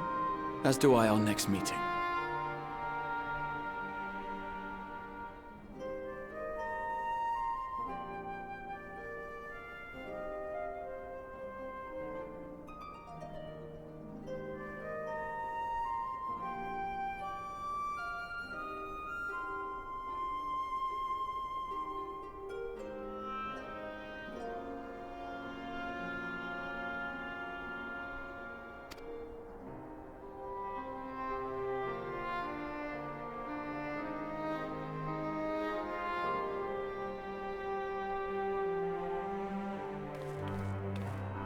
And with that, I believe it is past time you all made ready to depart.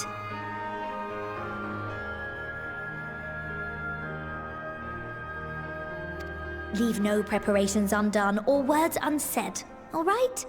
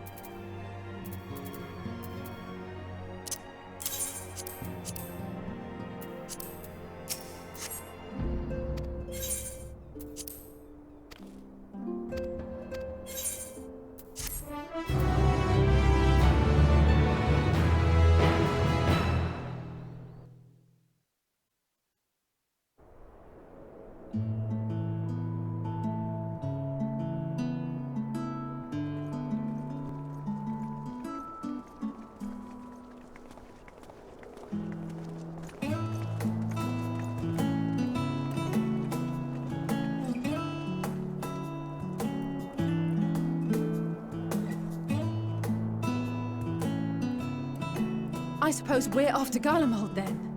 Though we ought to speak with Lord Emmerich first. If he's received word of any recent developments, we need to know.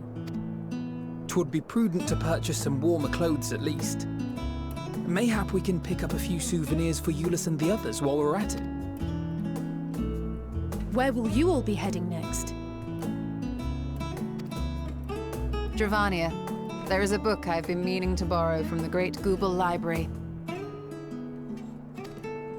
And I can think of at least one person who will be most displeased should I fail to visit before leaving. We've no particular destination in mind, but we do intend to stop in Sharlayan before we set off. We had thought to ask after the Loporrits. I am curious as to how well those who chose to remain are adapting to their changed circumstances.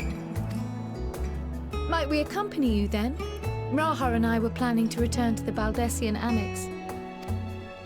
Commissions have been piling up in our absence, and they must be dealt with ere we begin our work in earnest.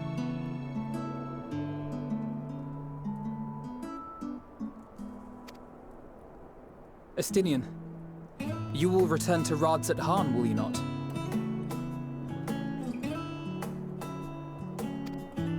Aye. For Vritra's benefit, though I've yet to hear the details.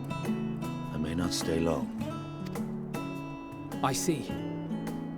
Then it is here the Scions at last part ways, each to some far-flung corner of the realm.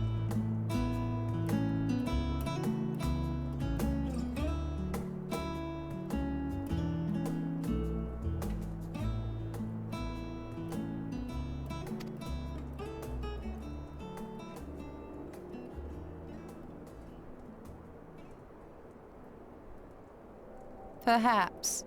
But I believe one of our number, a rather important one at that, has yet to divulge her plans.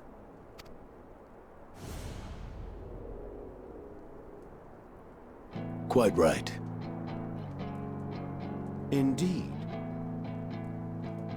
Fair point. So, what's next for our humble adventurer?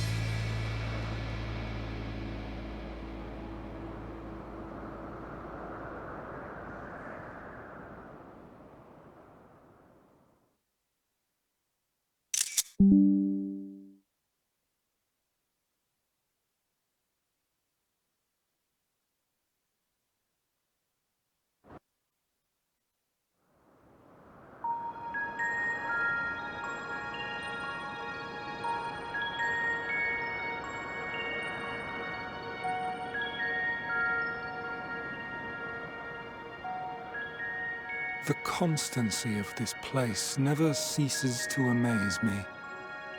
An ocean of souls, shimmering and eternal.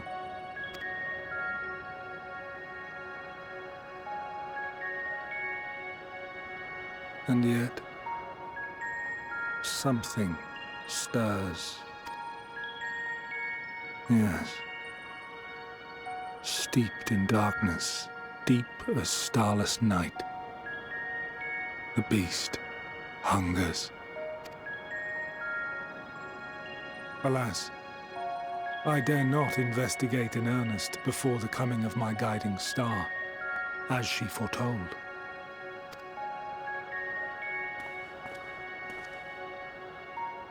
We shall descend to the depths, you and I, to confront the dread beast Pandemonium.